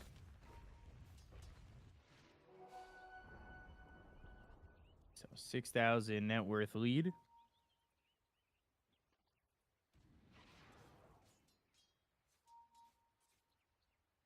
Where's your way back here as Croatia? So, the cores are all struggling, obviously. Pangolier really has to be the hero for the team. And he almost has his Echo Saber. But that's just, you know, it's not a super power spike. It's like an item that you have and it feels good. And you do a little bit more damage, but it's not like a blink like a Centaur or like a Sand King or something like that. So will he really be able to bring that team back that easily? Probably not. No, not really. He's down so much. Oh my god. Bushwhack used bottom. Sharpshooter going to be shot, but the Phantasm still hits. Now they've got the Reality Rift with the Stampede Snowball coming over. But the Ice Path, the Macropyre, the Dual Breath, the Liquid Frost, the Illusions hitting away. Call down is used, but for what?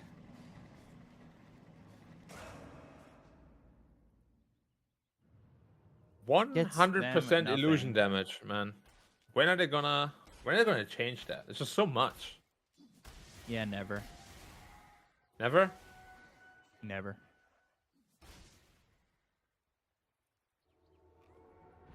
You know, you're completely right. I'm afraid.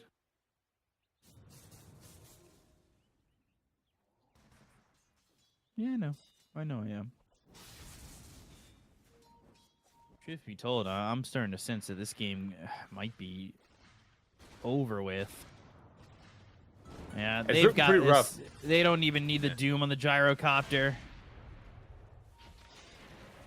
Yeah, this That is is the usually 6th time he died, and they're going to TP bottom. They'll end up losing a little pleb. If there is a time to use Doom, it might be now on the Pango, but they're going to lose these other 3 heroes. Ice Path lands. Mitch is going to die here eventually. They are even looking for this Pangolier. But they'll also swipe the Wisdom Rune. Yeah, it's their Doom available, so not much Pango can do at all. 8k lead now.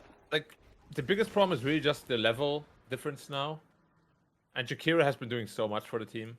Turns out to be a fantastic pick there. Yeah, they look a little bit defeated, unfortunately. Oh. Pango roll, though. They're going to TP into this, and they're going to try and get a kill here. The Doom is now placed on the Pango, and he's the only one they really care to get. Scorched Earth, he's dead on his screen already. Snowball over, picking up the Centaur, into the Macropyre, Sleight of Fist. The damage is crazy. They get the kill on La Jolla, but it does not matter. Mitch, Beauty, they both die. Finally, they get the Jakiro. Call down's going to be used. Sleight of Fist, a Remnant away up onto the cliff. Doom getting chased. They do not have the help here from Lil Pleb, but they will have the Sleight of Fist, Searing Chains, trying to turn this around. They'll at least lose DNZ, and I believe Mastermind, he should have the damage to get this kill. He doesn't have a Remnant to catch up. He has a Sleight of Fist in a second, but he won't land it. No Remnant, unfortunately, catch up there, but still, these trades... I mean, they started off with 8k, now it's 9k, so it wasn't perfect. At least they're getting back a little bit in terms of experience. And Gyrocopter was the one actually benefiting a lot from these kills, so... It could be a lot worse for them. Mm-hmm. No, but... Next time Doom is off cooldown again, obviously Pango's just gonna get doomed again. Like, oh, little pleb. Well, Pleb might have gotten himself, but here come the Mortimer's Kisses. Stun onto Mitch, and burning away is this Tusk. 100% damage illusions, my friend. Liquid Frost, Bushwhack there. Tusk, do you really want to come back into this one? They have slowed up this Hoodwink. They'll land the Ice Path. They'll bring over Lil Pleb. 1 second stun. Good shards. Gyro's here to throw the homing missile and stop their aggression, but it's still a 10,000 net worth lead. And it's only looking to grow with that Doom, of course. Losing against Doom feels so bad, because you know he's going to be farming way faster than you. You also know he's just going to be dooming one of your heroes, so you're -1. It's like that. It's the perfect tournament hero, honestly. Doom always has been. He's quite boring, in my opinion, but so stable.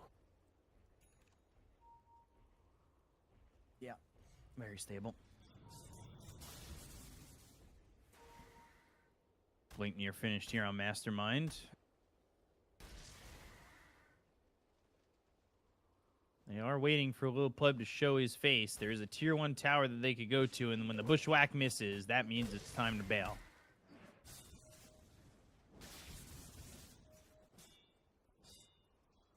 So, unfortunate that they missed that. Gyro's still trying to farm. He's going into a first item BKB. That's never really what you want to see. I can understand why, but it's going to kind of ruin his... Well, I say ruin his game. His game is not really... it's pretty Doesn't ruined exist. already. Yeah. Yeah, so I like the call. It could potentially bring him back into the game, with him just being a tank for the team.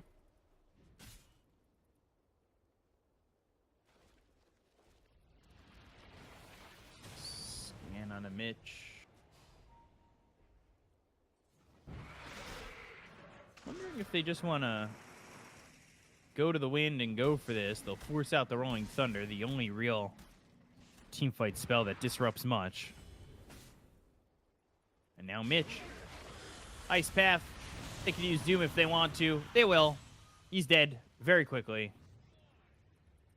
And they can start working on this tower if they wanted to with the next creep wave. Was the Doom needed is the only question, but again, you're so far ahead. Might as You've well got use it. You vision can just here. go back to farm after. Tusker with the Orchid, he's dead already. Yep. Little Pleb will get another kill. It is now 31-11. Searing Chains onto the Pangolier, who will shield crash down. Bushwhack lands, but the Gleipnir follow up into an Ice Path. Reality Rift, DZY, no Rolling Thunder. That's another death. Now 32-11. Well, yeah. I mean, all the core items are online. Obviously, it's incredibly tough to make anything work at this point. Gyro, Gleipnir, he doesn't have that BKB just yet. It's on the courier. It's not going to matter. He'll die without it. Yeah, getting absolutely torn apart. And this is sort of the scenario that we spoke about. Like, if you're just underfarmed, as a gyrocopter, you're just free food. I mean, let's be real. All of them are free food. Yeah. Yeah, they are. Jakir has a pipe complete, man. He's so tanky. They're severely underleveled, too. They're 14 levels behind. But you know what I mean, right? In this current meta, if you're behind, like, look how tanky everybody is. You cannot hope to win a fight. It's literally impossible. Yep.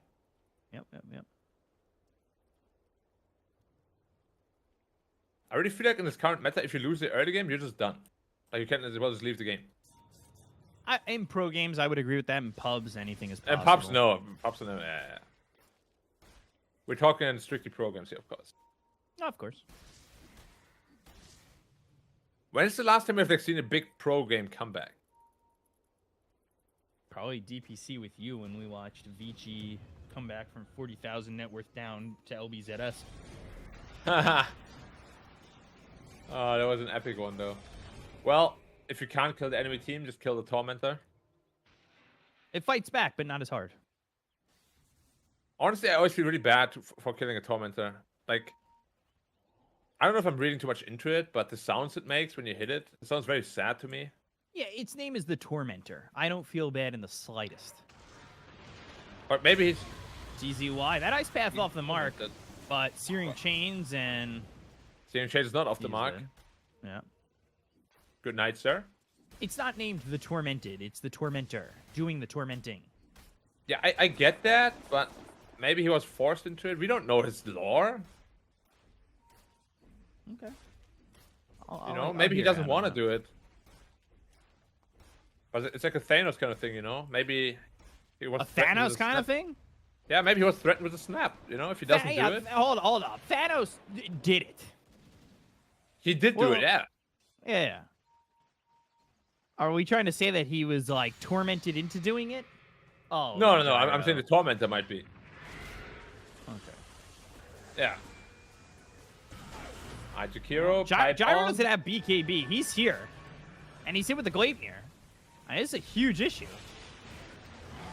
He doesn't have BKB. They find him, he'll die. And I think if they get fully stomped in this fight, this one's over. A Remnant forward, the Doom is on. The Walrus Punch is there to try and protect, but they get past this call down.